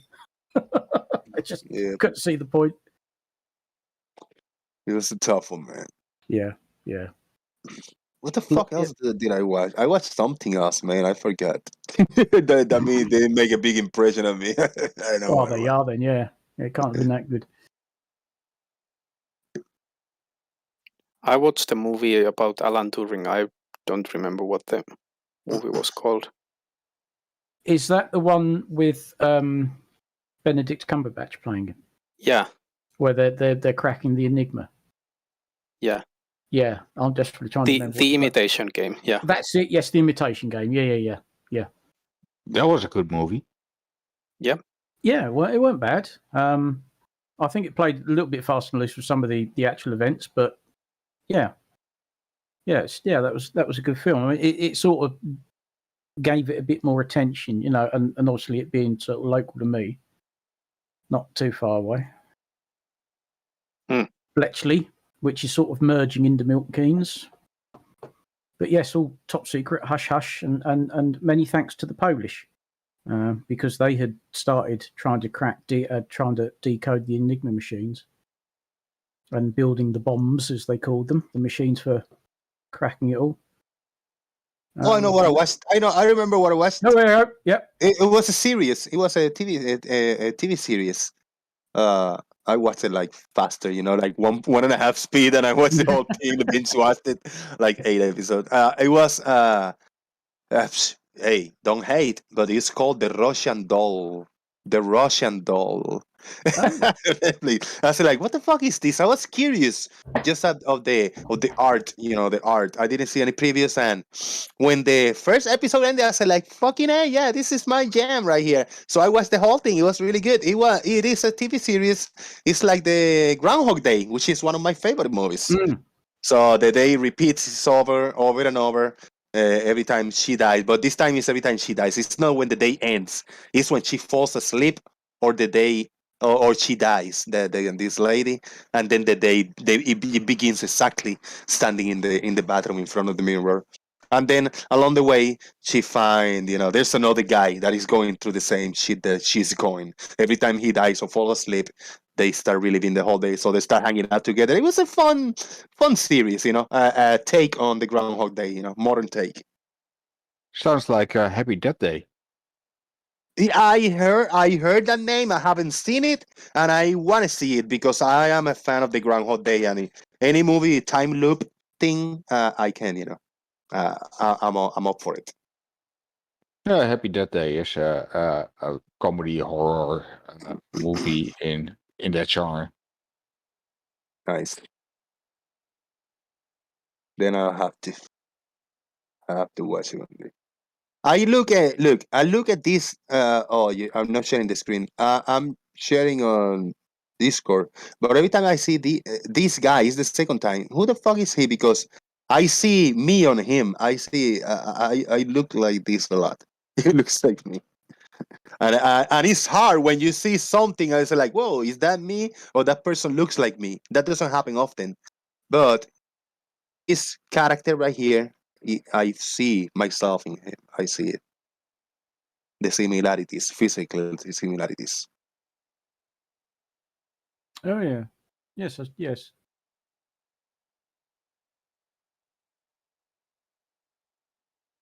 You need the bear suit.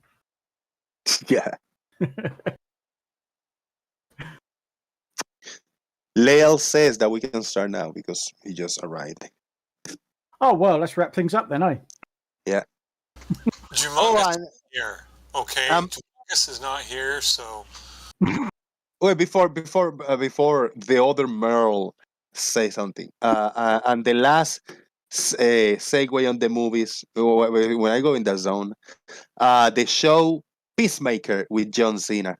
Dude, I hated John Cena as a wrestler. Not that I hated it, but I just didn't like it. He was like, just a funny, sparkly guy.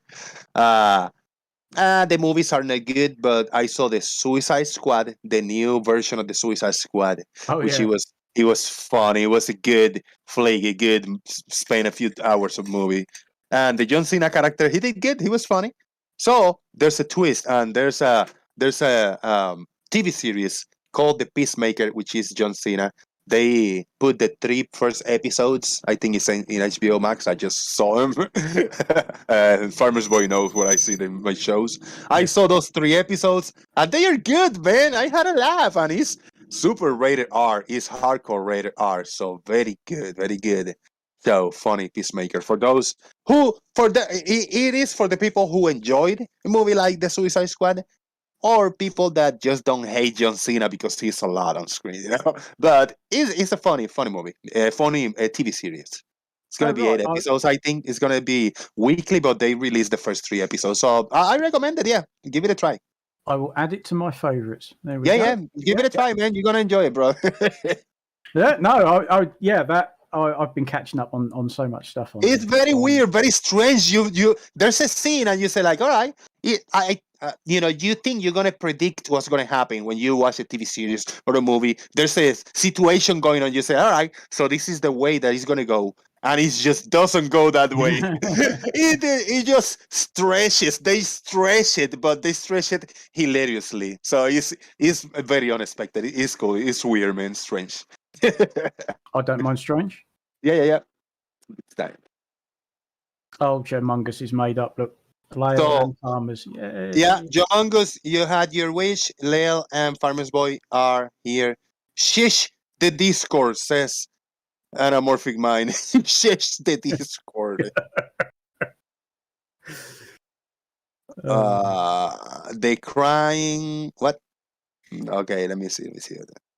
All I gotta say is quit crying, you big baby, Jumungus. Yeah. Anamorphic Mind. I don't know if it's the Discord. I am in the account of Jose JG. If you send a DM, I'm not seeing it. No, he's posted it in nonsense. Oh, okay. That's good. I like content. Lel, what's up, man? Where you been? Jomungus missed you. He did. He's gonna have to deal with it. Oh,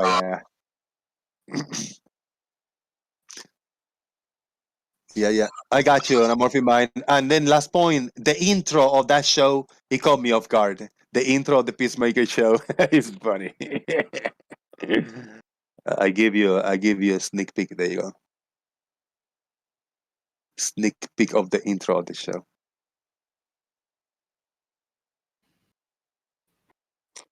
Good time. Oh, I'm sharing my screen just in case you're watching.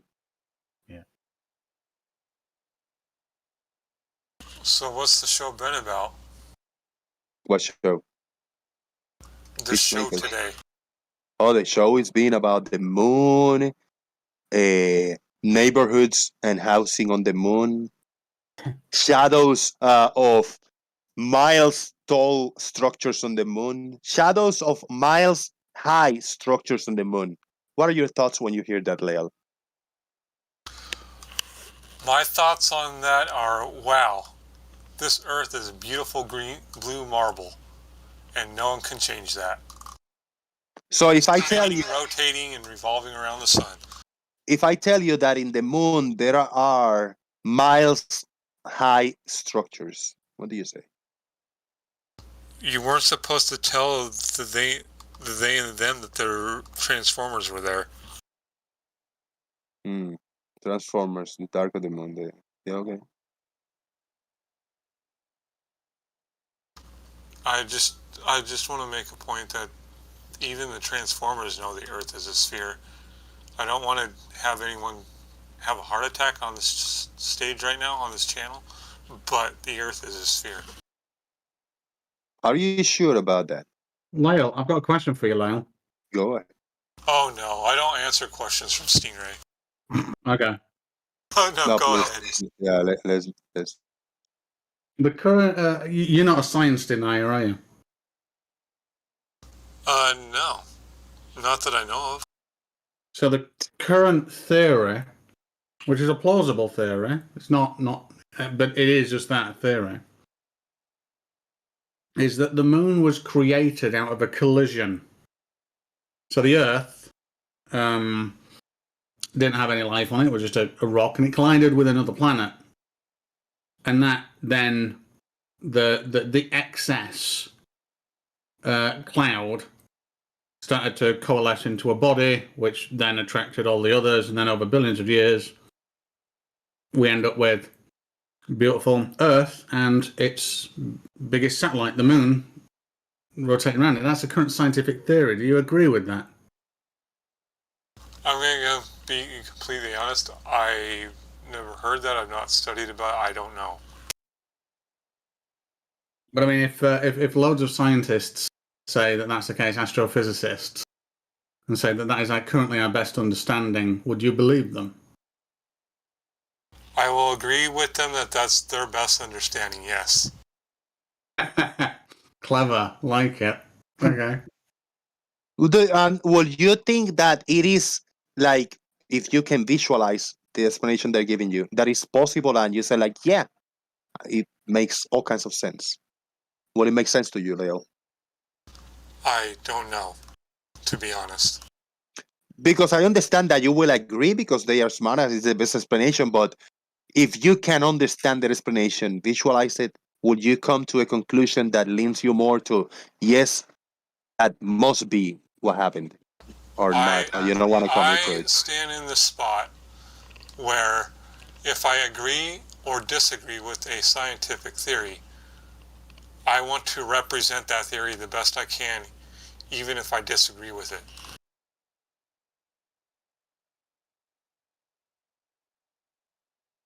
That's where I stand. And if people don't like that, oh well. You see that picture I've just put in, Jose?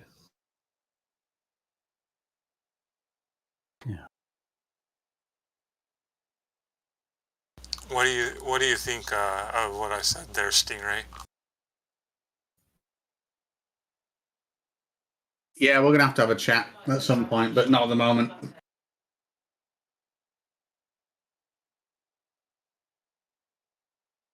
What do you think, Farmer's Boy, of what I said? Hey, that's good enough for now. This is kind of more of a personal thing, but I think we can back to the show. Wish we had a good high quality image on the moon on screen. If you want to click on my screen share, Leo, Brian, you threw a line over here. What do we have over here?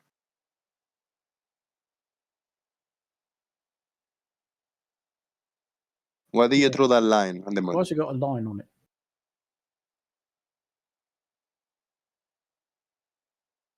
Uh-oh. Oh dear. He's muted. Trying to watch my screen share, maybe? Mrs. Brian is telling him something. Is that green line really part of the moon? No, it's not. If you believe so, you can make it real. Is it a new scientific theory that that green line is part of the moon? If you believe it is, It's anything a green is possible. line that Brian has drawn on a photo we was looking at earlier, and I don't know why. And at least it's in good quality, not the best quality. I'm looking for the original, which is like high quality image. But still, I'm gonna leave this one up though. We can know where the line is. What's up with that line? Okay, now I've been talking to myself for 5 minutes with me. I'm telling you, you're muted. Is that image orientated the right way compared to what we see it? Well, hey, hold on. I want to answer that. Earlier, Brian, when we began the show, I shared an image. Oh, it wasn't here. It was on Terry's stream earlier. And I shared an image. He said, like, something is off in here. He shared an image of what he sees in the sky, and it's in different orientation, the moon. So it depends where on the world are you. The orientation of the moon, this green line might be sideways, horizontal, or diagonally, maybe in the right-hand side. So it depends on where you are on Earth. You're looking at the different orientation of the moon, like a wagon wheel. But go ahead. I don't know if that answers you. Well, surely north is north, and north on the moon would be the north of the moon. Right. Do you think that people in Australia see the moon the same way up that we do here in the UK?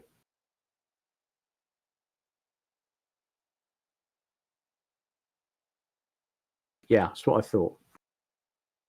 I'm thinking. I think they do if they're on the same longitude line. No, they don't. They do.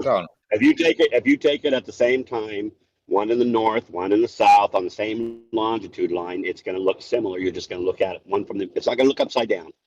Put it that way. It does indeed. No, not if you're on the same longitude.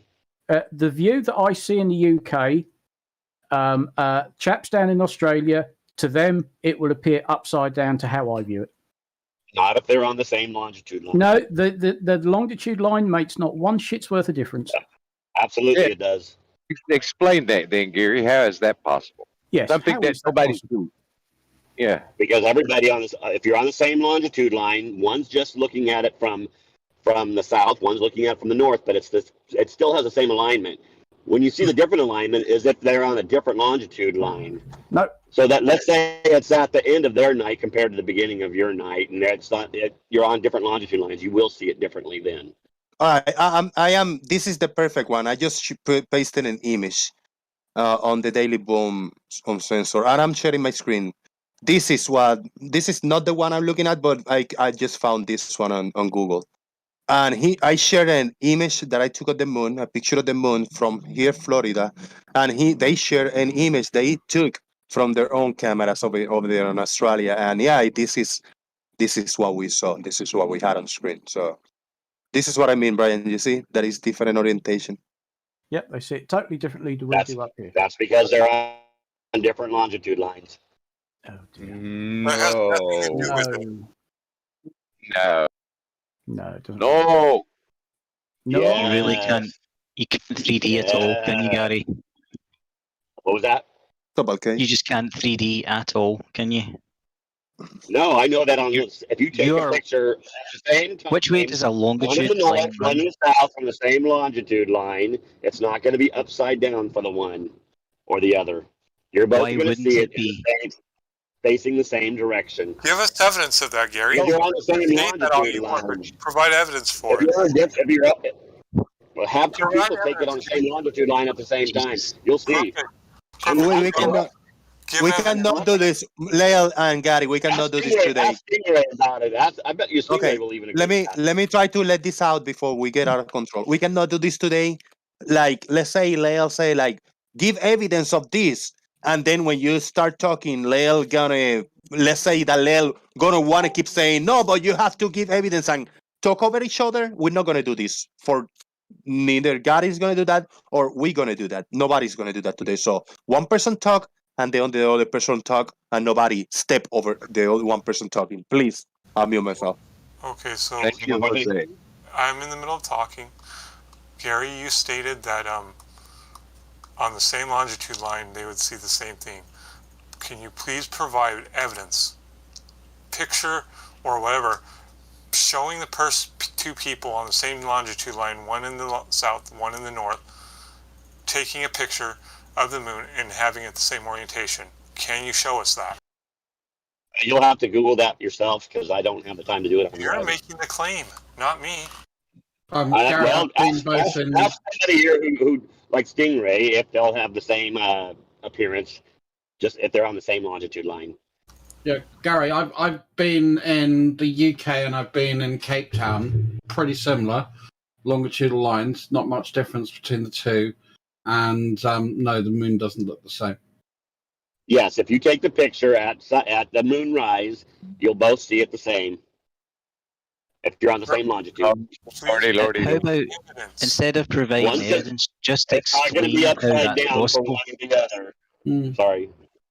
Just explain it. Just explain the geometry here. You've got, in flat Earth parlance, someone on the top end of a ball, someone on the bottom end of a ball, looking at something somewhere near the middle. Why wouldn't the view be oriented differently? One's just going to look at it from the south. One's going to look at it from the north. You're both going to be facing north. East. You're both going to be facing east. You're on the same longitude line. That's the only difference, but it won't be upside down. Why, Gary? I'm asking you why. You're just repeating a statement, a claim. You're not explaining it. Can you think 3D in your mind at all?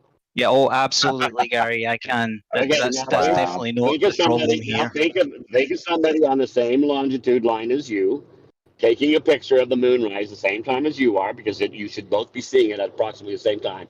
It depends on if the moon's more north or more south in its cycle. So let's say it's currently over in its cycle. It's currently over the equator, so you've got an equal from each side.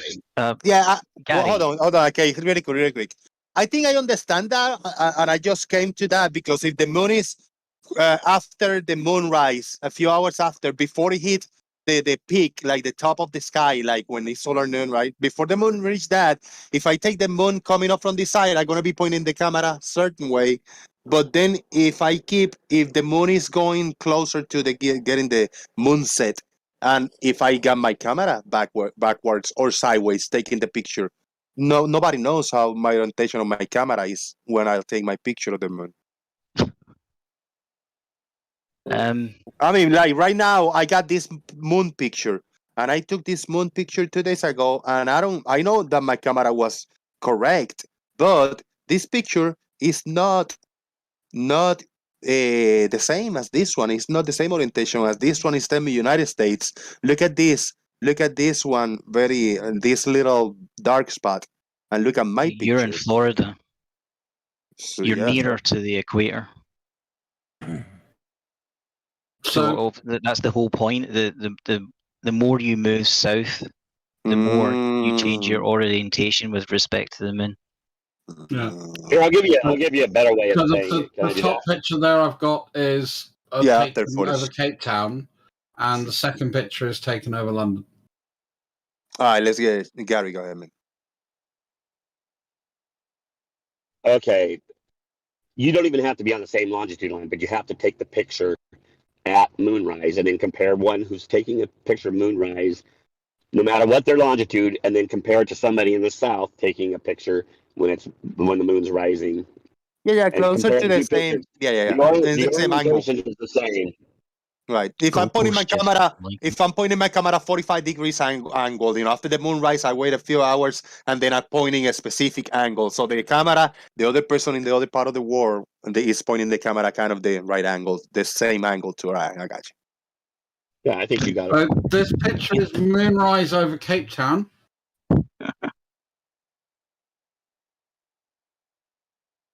I'll share that on you have to get the pictures right at moonrise on each time. You can't wait for an hour after moonrise. It has to be at moonrise. I call this right picture when the moon comes up over the horizon and you can see it visibly fully. Then you take the same picture somewhere else doing the same thing. Do you see this picture that Foolish Decisions posted? Foolish Decisions, I call this picture bullshit.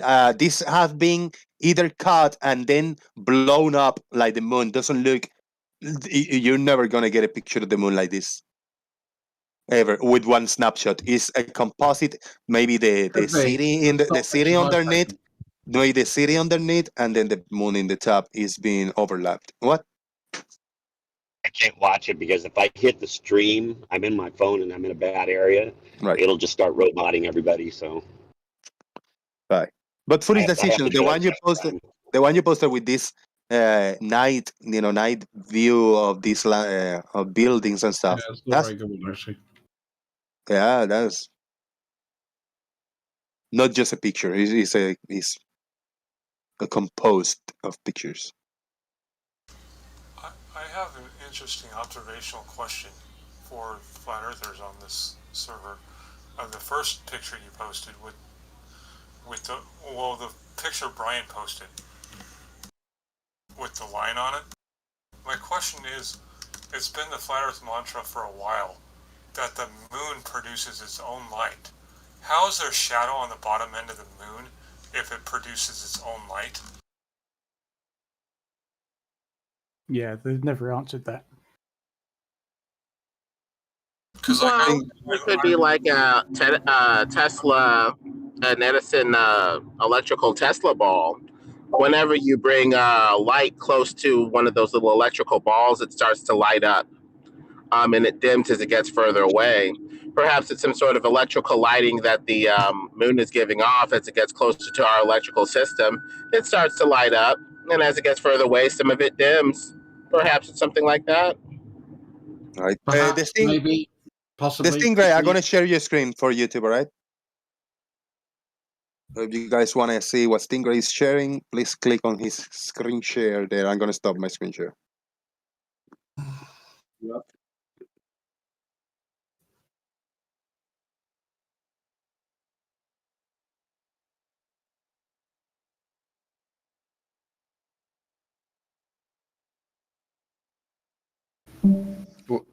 You want to unmute Stingray?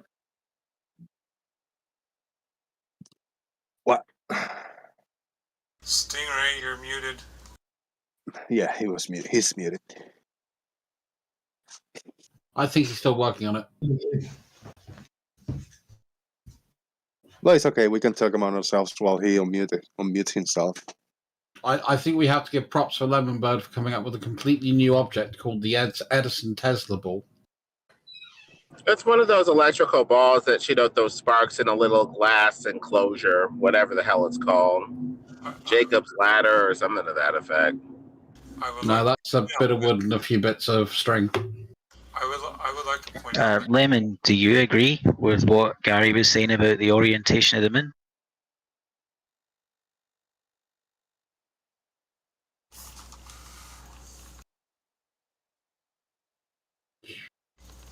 I would like to point out something. Any light source that we have here on Earth, not including the moon and the sun, I'm just talking about light bulbs or any other light source, there's never an instance where you turn on a light bulb or a light source and portions of that light source aren't lighted up. How is it possible that the moon, being its own light source, can have shadows on it? The worst thing is technically that would be really easy to explain, but I don't think any of them have figured it out. Well, okay, someone demonstrate to me. Sure. If I go and get a light bulb, and I paint on that light bulb, so that will create areas of shadow, and the light will pour through the rest of it.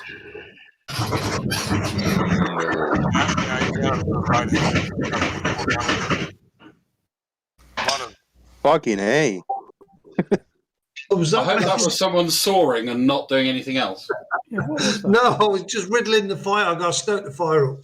Sorry about shit. Well, fucking go You on. definitely were poking something. I got freaked out. I said, like, oh no, somebody was flipping and driving and having an accident here. I just say that the moon is like that light bulb that you bring closer to the Edison ball. It starts to light up more and more as it gets closer to the electrical source and starts to dim, with parts of it appearing darker than the other as it gets further away from the electrical source. The moon is getting closer to the electrical source, our Earth, and lighting up and dimming as it gets further away, or some sort of variation therein. God, you talk some shit. I'm confused because everything you say is completely absurd. Yes, everything. Every fucking word is utter nonsense. If you're talking about what's observable, that's what's actually, observable way to have part of it light up and part of it. But now, if you're talking about some other possibility, please present it. Lemonbird, well, there's a slight problem. There's moving shadows. You can observe shadows moving on the moon, and those shadows are directly proportional to the direction of the sunlight. The other. Let's let Lemonbird talk to Lucky Fish. Maybe one or two questions back and forth, and then we'll get one person at a time with whoever. We try to bring it down low a little bit. We're getting like too many people trying to talk at the same time. Lemon, do you heard what Lucky Fish Bar said, and you got any answer to that? Repeat. You can, over the period of a night, during, like, let's say, a crescent moon, observe shadows moving on the surface of the Earth, and those shadows are in line with the direction of the sun on the globe model. Because the main counter from the flat earthers is that the sun is over here and the angle to the moon's terminator line isn't quite matching what you would expect for direct sunlight. The angles are off and cocked. So I think the flatties would say you may be seeing shadows move on the self-illuminated moon, but it's not from the sun being the source. It would be from something else. Then please show me a light bulb that casts shadows on itself. Wouldn't the light bulb cast shadows on itself if it was pockmarked and cratered and you brought that light bulb close to the Edison Tesla ball? Part of it would light up while the other part would remain dim until you bring the light bulb closer to the electrical source, wouldn't it? So to me, it seems like a viable option at the very least. Viable. It's something that has no evidence. At the very least, the moon would be its own light source that is self-luminous at that point, like Jupiter light or some sort of glowing rock. then you run into a slight problem. If you're observing a crater with a shadow, with a partial shadow in it, then you would have light emanating from the crater, which would eliminate the partial shadow.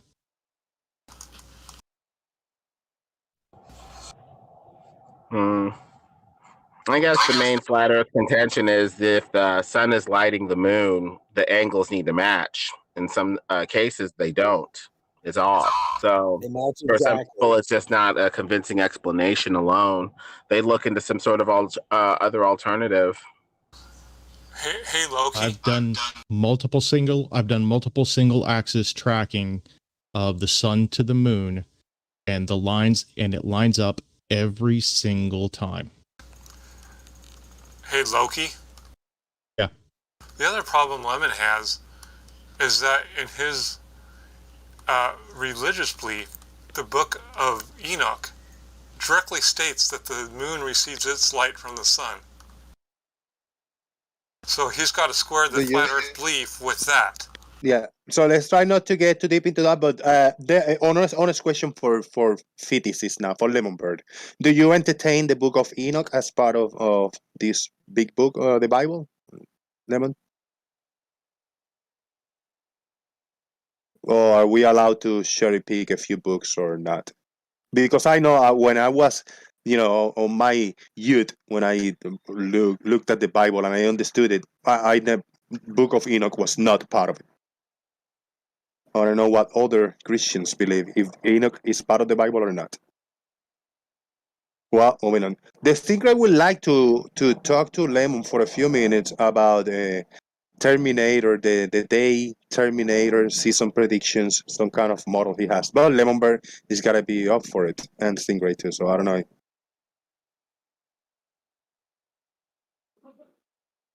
Yeah, you're about Lemon. You probably be. So here, back to the Book of Enoch. People say that it's historical, but it's not canonical. Rather, it's not inspired. It's not inspired. I think they said it had to be inspired if it was they could trace the authorship or something like that. So I do that for Enoch or something, but some people accept it. That's in the Ethiopian Bible. What were you saying about the seeker dude? I was asking what you believe. I could care less whatever you Lel, I tried. That was quick. That was quick, and that was good. Let's try to get back to this because the Stingray, now that we have Lemonbird, you haven't looked on some of the work that Stingray have done. So can you look at the screen share, Lemonbird or Stingray? If you can, that'd be awesome because he's going to show you a couple things in here. He wants your thoughts on it. And I'm going to share you for YouTube, Stingray. Sure, I can see it. Lemon, I built two models. One is flat, one is heliocentric. I took all the data that is a current scientific data of how the solar system is explained, and I just built it using only angles and scale and distances because I wanted to test it, and then I made it so that I can place myself anywhere on this planet and have a look at sunrise and sunset as well as the Terminator line, and I can't get it to fail. Should this be failing? What exactly is succeeding about it, Stingray? It's very nondescript for you to say that it succeeds, but you're not telling me what's successful about it. All right, cool. There is no place that I can not put an observer on this planet and it not be accurate in a day or in a rotation relative to the sun to give me the path of the sun through the sky as well as the exact placement of the Terminator line, providing I set the season correctly, set the month correctly. So right now, we're a little bit into January. So I've set January up, which corresponds to the tilt. This Terminator line shows me the angle of the Terminator line, and I can actually see what it predicts. And on the top right view, it will show me the path of the sun through the sky. Now, these little dots represent 5-degree increments. No matter where I place the observer on this ball, And no matter how many times I try and invalidate it, it just simply comes up as being accurate all the time. Can you show me how it isn't? I'd have to look into the model. Several models can work for the same thing, so I need to see how your model is the only necessary thing as opposed to the other competitive models that are out there. So we need to see if there's some other way to explain this just as viably, like a self-illuminating, moon that's electrical or something else or whatever. So here's the thing. If I'm a farmer and I need to plant my crops, depending on where I am on this beautiful planet. Let's say I'm actually down here in the south part of Africa. The globe is telling me that I should be planting them in the later months in the year. Now, the flat Earth doesn't do that. It says I can plant them any time in the year because the distance, seemingly, is about the same. So that's not correct, Stingray. Okay. The sun appears to be a local spotlight that's moving in and out closer to the north, further away from the north. So what you're saying isn't quite accurate there. Brilliant. So you said a spotlight, right? A local spotlight moving in and out closer to the north, further from the north, and even appearing to change in elevation based off of the analemma. Those appear to be what most flatties go with some of the models that I've seen anyway, of how the sun moves over the flat plane. Yeah, so I've got the flat Earth model up right now. The issue that I've got is... let's rephrase that. You have a flat Earth model, right? I guess because it's the one that most of the people point at, right? I got you. A Gleason with the sun moving over it in some sort of analemma-like fashion, going down, in and out. One of the issues is quite simple, and this is hard for people to understand. And that's, it doesn't matter what these land masses are. It doesn't matter whether this is the correct layout of the continents or anything. It's enough to say that it's flat to be able to test every aspect of it. Every single aspect. I can generate, and I will do, I'll write a script to do it. I can generate a camera view for every square, for every 10, over a 10 by 10, every 10 miles, I'll generate a camera. Both latitude and longitude. And I'll plot what a rotating path of the sun is through that camera viewpoint. Now, not one of them will match any reality in any location. However, and that's not, it doesn't have to be on a continent. I'm testing out in the water, testing everywhere. Not one of them matches. But that globe never fails. I'm just saying that's incredibly coincidental. And even if the globe is false, the fact that it is a huge planet and that we can use it to predict with 100% accuracy means it's damn useful. Isn't that right? That's good enough until we have to pad it with refraction and other workarounds. But when we're dealing with different principles of this sort over a flat plane, how perspective works over a flat plane, how light would be working with this sort of stuff, we're going to have new principles, new assumptions, and theoretically new models. So I think we need to look into this a bit more. So it's your assertion that we've got something that is 100% accurate, works all the time, but we should look for something else. Is that what you just said, just to summarize? I don't do bland rhetoric. You know full well that the globe model is not 100% correct. They weren't right about the direction of the eclipse that happened back in 2019, I heard. They said that it should happen something like east to west or some crap, and it looked like the shadow was actually coming east to east or something. Yeah, in the model they were presenting anyway to deal with the anomalies. You know full well that the globe isn't 100% accurate. It's accurate enough, and we pad it as necessary because of our belief in the model. I just reject the model and go with something else. Now, that eclipse went just like it was supposed to. What are you talking about? Right. So let's look at some other models just in case we're missing something. Lemon, I've tried. Honestly, I have really tried. I tried inventing positrons, for God's sake. I tried inventing perturbation toroidal fields that only, in electromagnetic sense, only affect sunlight and are undetectable. I tried all of these things, yet with simple questions and basic logic, they can all be invalidated. And I promise you, I think I've tried that more than any other flat earther. Any flat earther, no, take the word other out of that. Any flat earther has. Hold on says Lemon always needs to look into it, but he never does. Good comment. Well, in talking about that eclipse, I went from globe to flat, so the only person who's changed their mind on the subject is me. So I would tend to be more open-minded than the ones who didn't. But yeah, perhaps I need to look into it more.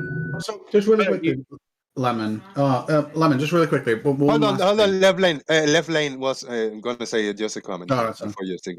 Well, it just related to something Lemon said, that they didn't get the eclipse right back in 2019 or whatever.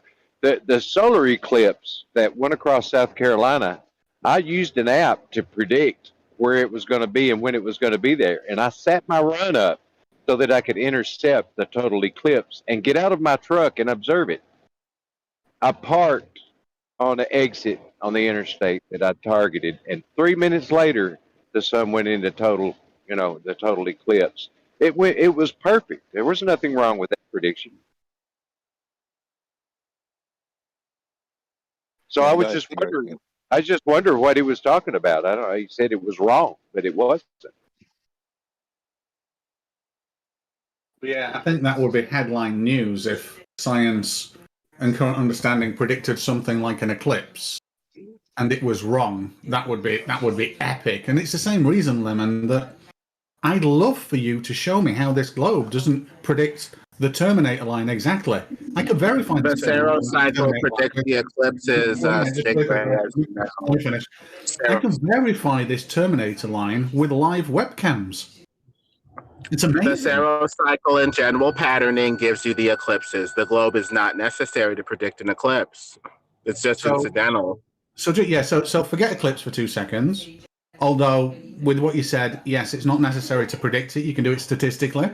However, it's not accurate, and it doesn't tell you where, and it doesn't tell you exactly when, whereas having a model of it in a heliocentric model does. So, heliocentric model, angle and minute accurate. Saros cycle, one's going to happen somewhere, good luck. But what I'm on about on this model here is Terminator line and the path of the sun through the sky. It matches everywhere, and I can tell you the exact path in your sky that it's going to take 6 months from now. If you can find a way, and I can tell you where the Terminator line is going to be as well. If you can find a way to invalidate this model, I would be incredibly interested. But so far, it's been 100% accurate. And my flat Earth model, no matter where I put the sun, size, no matter how it goes round, how high it is or low it is, it's 0. So on one side, I've got 0 usefulness. On the other, I've got 100% usefulness. A bit weird. Lemon, did you once say that you looked at the moon with a magnifying glass and it cooled your eye, that it almost freezes it? Yeah, he's saying that the globe is accurate, but they model these flight simulations and stuff like that as if it is a flat, motionless plane, a flat, non-rotating plane.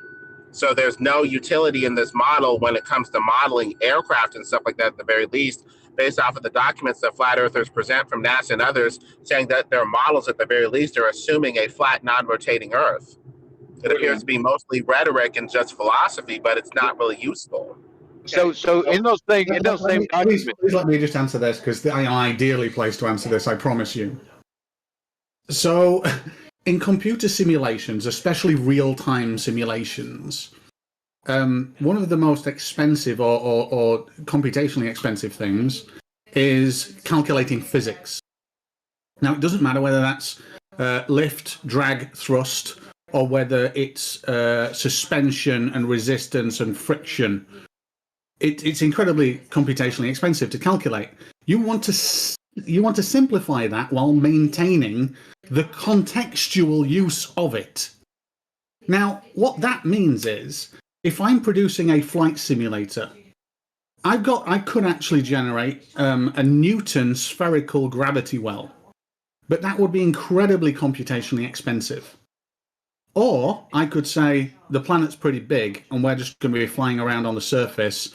It makes not a blind bit of difference to just have it a Y force, as in one going up and down. Brilliant, awesome. And I've actually saved 2 components of that calculation.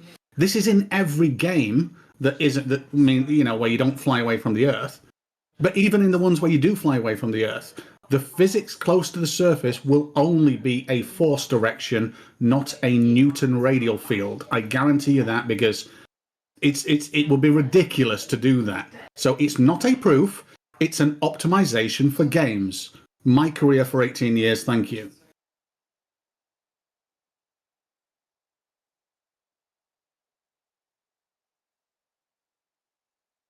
There is a few images shared by Hold On of a prediction of total eclipses, and there is a graph from the near future, 2021 to 2040, and there's one further away from 2081 to 2100, to those years. There's already the prediction what is going to happen. So I think we can, it's an interesting photo, for us to figure out, is it going to be true?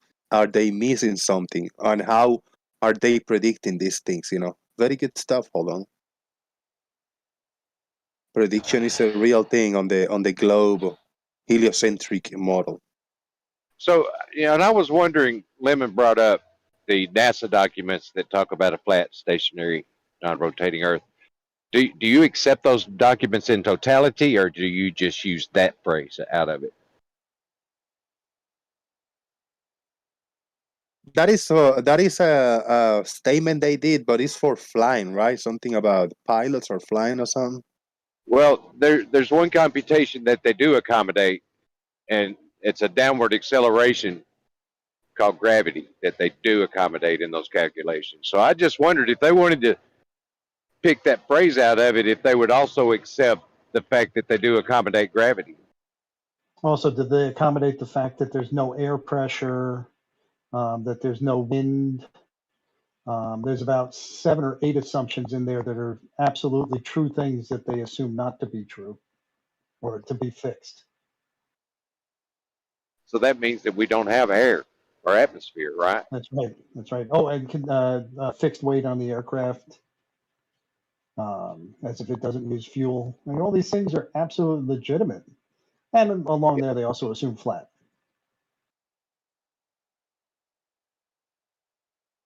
So that entire list is of negative assumptions, assumptions that are absolutely not true. I'm gonna share my screen on this image, and the question about this path of eclipses, of predicted eclipses. The question is, how do you fit those tracks on a flat Earth map? That is the question. Flat Earth model / map. Total and annual solar eclipse paths 2020 to 2040.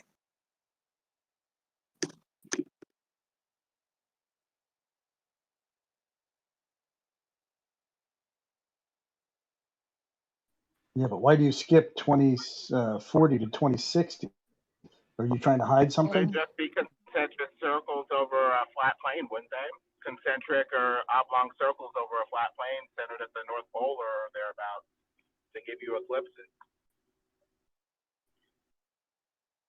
Just in case, I'm sharing the screen on the image. If you guys want to check my screen share, that's what you see now. What's the method of propulsion for the moon and the sun over the flat Earth?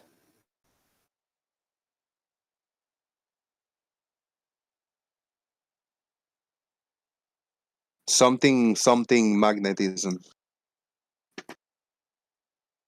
Hey, wouldn't those paths, especially the ones up at the top, require the sun and the moon to be directly above the North Pole?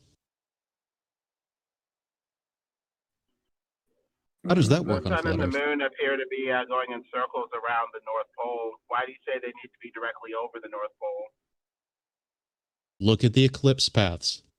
Look at the one broad red eclipse path that goes over the North Pole. Yeah, in short, Lemon, that would mean that the In the North moon. Pole who viewed it? Was Sorry, there Lemon. somebody in the North Pole who viewed it? How's that possible? When the sun supposedly doesn't go further north than 23 degrees north to the Tropic of Cancer, how's that possible? That makes no sense. Flat Earth That is would be not. the moon's orientation to the ecliptic in relation to the Earth. At If least the on the sun is globe directly model. over the Tropic of Cancer, how can it be directly over the north? That's impossible. I'm going to have to reject that statement unless you can clarify it in some way, because I'm not seeing what you're talking about. The sun would be directly overhead at the North Pole. One would say, I'm sorry, at 23 degrees north, Tropic of Cancer at most, one would assume.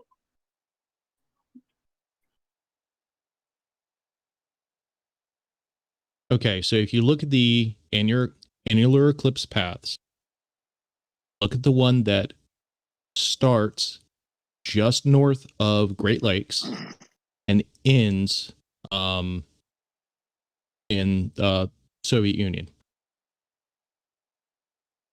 That passes over the North Pole. So you're talking about being able to see it from the North Pole? That doesn't mean that the moon and the sun are directly over the North Pole, though. That just means you can see it from the North Pole. That's different. I can see something in the sky without it being directly overhead, basically. I think the challenge here is actually being able to figure out what position they'd have to be in to accomplish that at the North Pole like that. Exactly. You just The see geometry the sun wouldn't being match. eclipsed. You just see the sun being eclipsed for a solar eclipse or a lunar eclipse or whatever for the moon being eclipsed far off. You're at the North Pole, assuming we have an observer in the North Pole, and you're just seeing it eclipse from far off, like looking at a blimp in the sky. It's not necessarily overhead. Are you gonna hopefully we are around to witness the total eclipse of 2024, April the 8th. That's a total solar eclipse. We got a path through America. Look at that. Beautiful. I'm not gonna see it, but a lot of people will be able to witness it. Now, 2024, April the 8th. How do they come to be so specific about this, Lemon Bird? Do they use this sort of cycle to predict this? Is that what you think?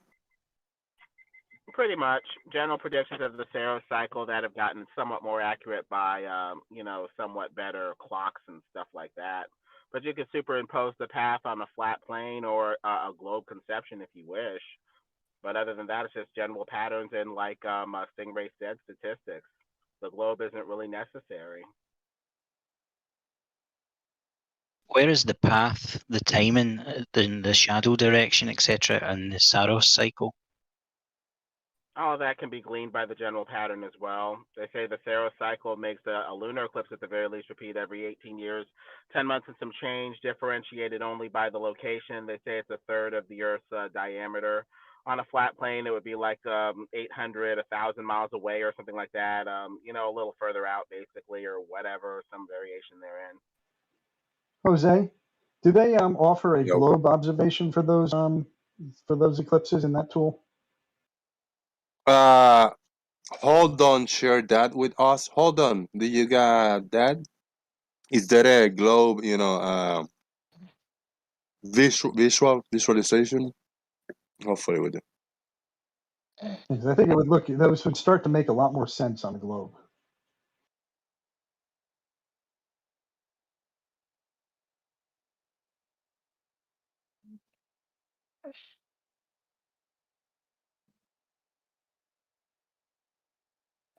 That southern pole one is a real gas. I'll give a big shout out to everybody watching. If you haven't hit the like, please do so. Like the video, support via PayPal if you can, and join the Discord server. I'm about to wrap it up, but there's going to be a combo going on in the Discord server, hopefully. I mean, you guys can stay, you guys can leave, whatever you want. So, I'm going to let another 10 minutes, and then we'll do a round of final thoughts. But wait, there's more. Look at that. 2081 to 2100, the total and annual solar eclipse paths.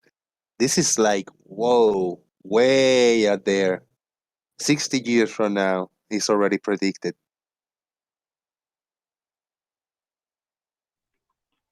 Yep, the Saros cycle is an incredible thing. Just got to superimpose it onto the right map, be it flat or round. Can you show us how to apply the Saros cycle to it? Because I mean, it doesn't seem like that gives you location. Yeah, except it doesn't work on the flat You math. haven't shown me how to do it on the globe. You gave me a bunch of pictures and models and avoided the necessity to do that yourself. So I'm going to meet a similar burden of proof. The eclipses happen every 18 years, 10 months and some change for a lunar eclipse, differentiated only by a third of the Earth's diameter, according to NASA anyway. So you just basically retweak that for a flat surface. Do you know how to do a globe prediction for eclipses other than looking at a freaking animation on a page or what NASA says? Well, Lemon, could you be able to do that for us? Use a table and find something to represent the sun and something to represent the moon, and make that happen. Show us how eclipses work. It wouldn't be hard, Get wouldn't it? right back at you. I'm going to meet the And the same way I burden would that We've been you can waiting meet. for a long time. I'm going to meet the same burden that you can meet. You look at The way pictures that I and would- you say that makes a model, but without these pictures, I doubt if any of you guys would be able to predict it on the eclipse path give us- cycle yourself. Well, I'm Lemon, gonna go ahead give and us meet a the same physical burden that you model. did. Lemon, give us a physical model. Produce it on a small scale, and then present it on here. I got one image. I got one image here. Mojang or Dross, whoever asked, this is from 2024. One segment, like that. Yeah, I can pull up Space Engine and show you every single lunar solar eclipse that'll ever happen for the next few thousand years. Where it's going to happen, what time, the path, everything. Yeah, that's not surprising. Eclipses happen with fair regularity, so statistically, you can just map out anything. The question is which map Exactly, you using can a globe superimpose model. onto. Using the heliocentric The globe model, yes. model's not necessary. But okay, so show us how it's not necessary. We have the Saros cycle and the statistical regularity from the Saros cycle. Yeah, but we can use the globe model. That's the only thing that's necessary. We can use the globe model to show exactly what it looks like and where it was going to happen. And you do that with a flat Earth model. You keep saying that you can, but you can't. You're not demonstrating how. Just superimpose it onto a flat A Gleason map. That'll give you roughly the ballpark. Yeah, do that for us. Do that for us. Yeah, you can completely ignore the Saros cycle. Lemonbird, that's a hollow claim because we know the mechanics. Somebody said something about a hollow. We know the mechanics of how the sun, the earth, and the moon move. You can't provide those mechanics for the sun and the moon orbiting over the top of the earth. They're just rotating over the earth, that's all. And don't forget as well. That you've superimposed and how? A globe. And don't forget, lunar eclipses. Lunar eclipses don't happen at regular intervals, by the way, and you can't see it at regular places throughout the whole year as well. So you mentioned something about, that happens with quite regularity. It doesn't, but we can still predict it. But we can still predict it 100 years in advance. But you can't do that on a flat Earth. Why? Lunar eclipse happens generally 18 years, 10 months, and some change. Every cycle. Yeah, but it's not to the seconds, though, is it, Lemonbird? It's not to the second, though, is it? And you can't see you can't see but you can't see that from the same point in the Earth at those given intervals at every single point in the Earth all the time, can you? It's a general pattern. So how is it? Hold on. M2M, you made your point, and Lemonberg was about to address your point. So we cannot keep interrupting like that. I'm sorry. You might not like what he's saying, but I say earlier, one person talk. If you want to ask a question, make a comment, you have to allow the other person to finish their thoughts, not over talking each other, please. Anybody? 18 years, 10 months, and some change for the general pattern of a lunar eclipse. What were you saying? So what I'm saying is that we can still predict those because it's not exactly to the second, though, is it? But we can predict it to the second, hundreds of years in advance, and we can actually say precisely where we'll be able to actually see the full eclipse any given point on the Earth, and it's not the same point on the Earth every single time. So how can we do that? We can improve our predictions with better clocks, but the general Yeah, but that's a prediction. No, it's not a prediction. It's we can no, it's not. It's not like predicting the weather, though, is it? We can predict it accurately to the second. To the second. It's exactly like post-dicting the weather. You have a general. No, it's not. No, it isn't. Predictions based off of that. No, prediction is it has a certain amount of unpredictability. We're not 100% sure exactly what the weather's going to do, but we know with solar eclipses to the second at any given point on the Earth, hundreds of years in advance.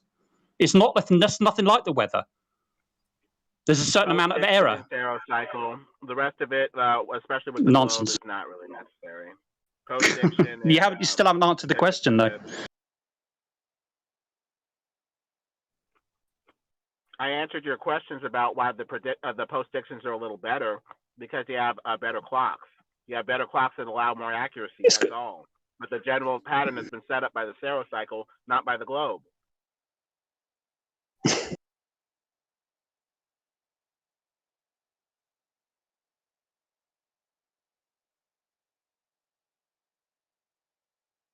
But Lemon, how come we can use the globe to make the predictions? You can superimpose your post-dictions onto any model that you wish, but the globe isn't necessary. You need to show necessity for the globe. Okay, you keep making that claim. I haven't seen that. You keep making that claim. You can superimpose it onto any model, but you're not telling us exactly how that's done. You cannot superimpose that over the flat Earth. You can't. You just can't. It won't work. All right, let's let him answer. Let him answer. It'll work fine. It'll just be like concentric circles or oh, don't think right. Let him answer. Flat surface or something to that effect.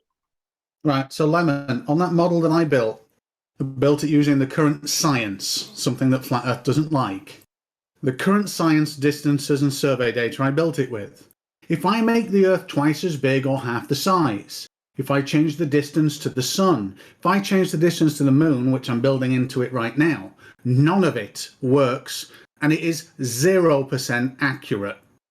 Now, the only time it works is when it is exactly as they say it is. And I can change every variable on the flat Earth, and none of it works in any of the configurations.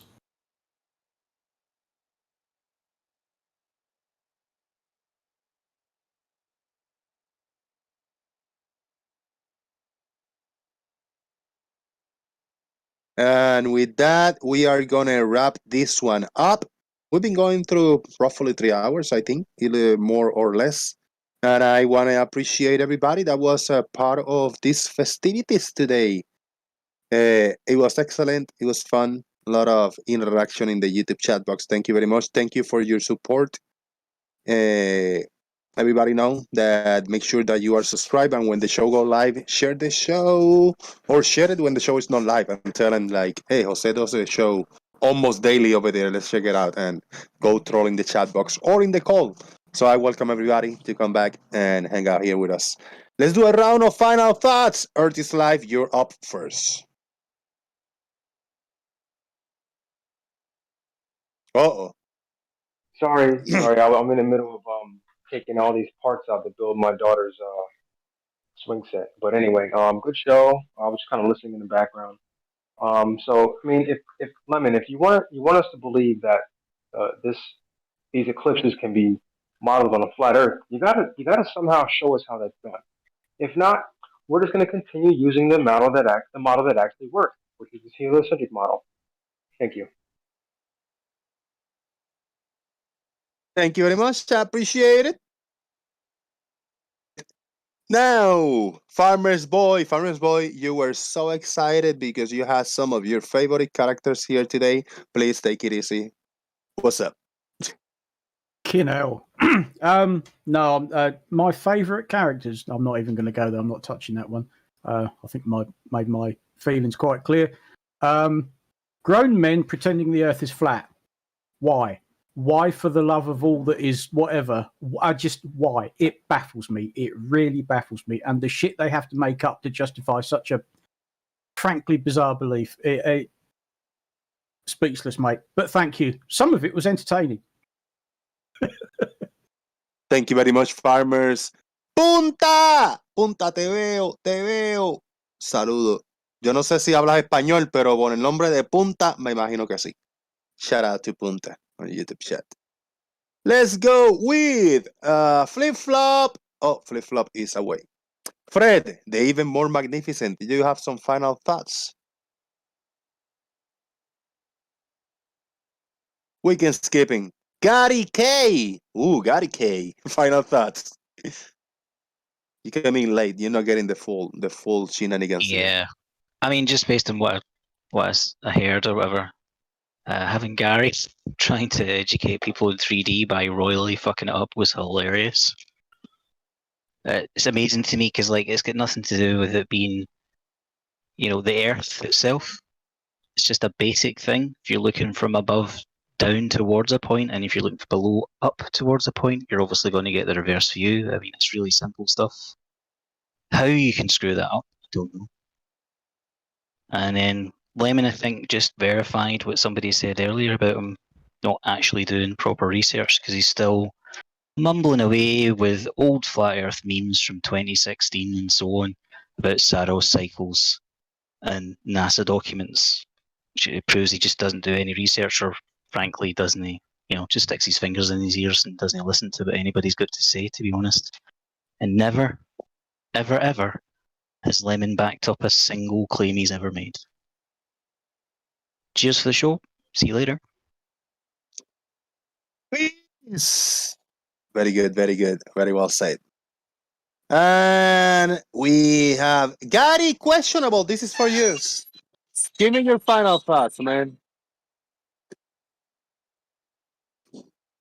Probably still busy at work, like wrapping up at the end of the day, yeah. Laurie! Think Gary, bro. Oh, Gary, you're here. Go ahead. I just walked out of Home Depot. I don't know what the guy just before me, I just thought part of this conversation was just saying. So my videos demonstrate everything I say. In reality, they're not models, they're actual.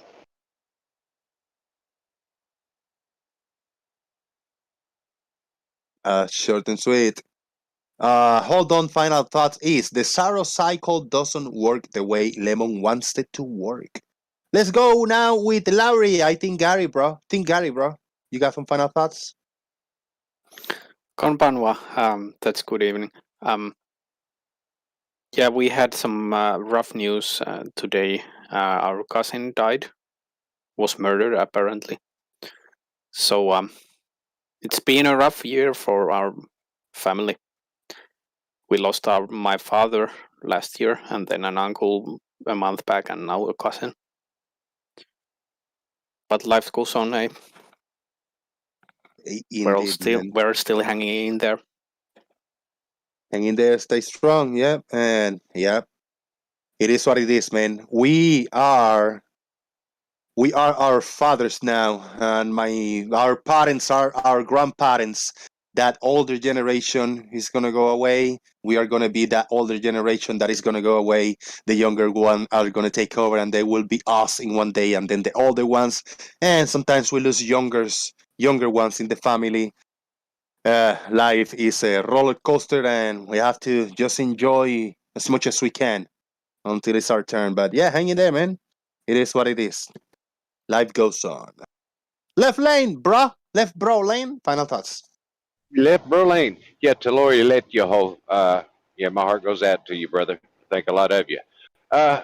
Like farmers, I too wonder how grown-ass men and women can imagine or phantom or come up with any reason to think that planet Earth is flat.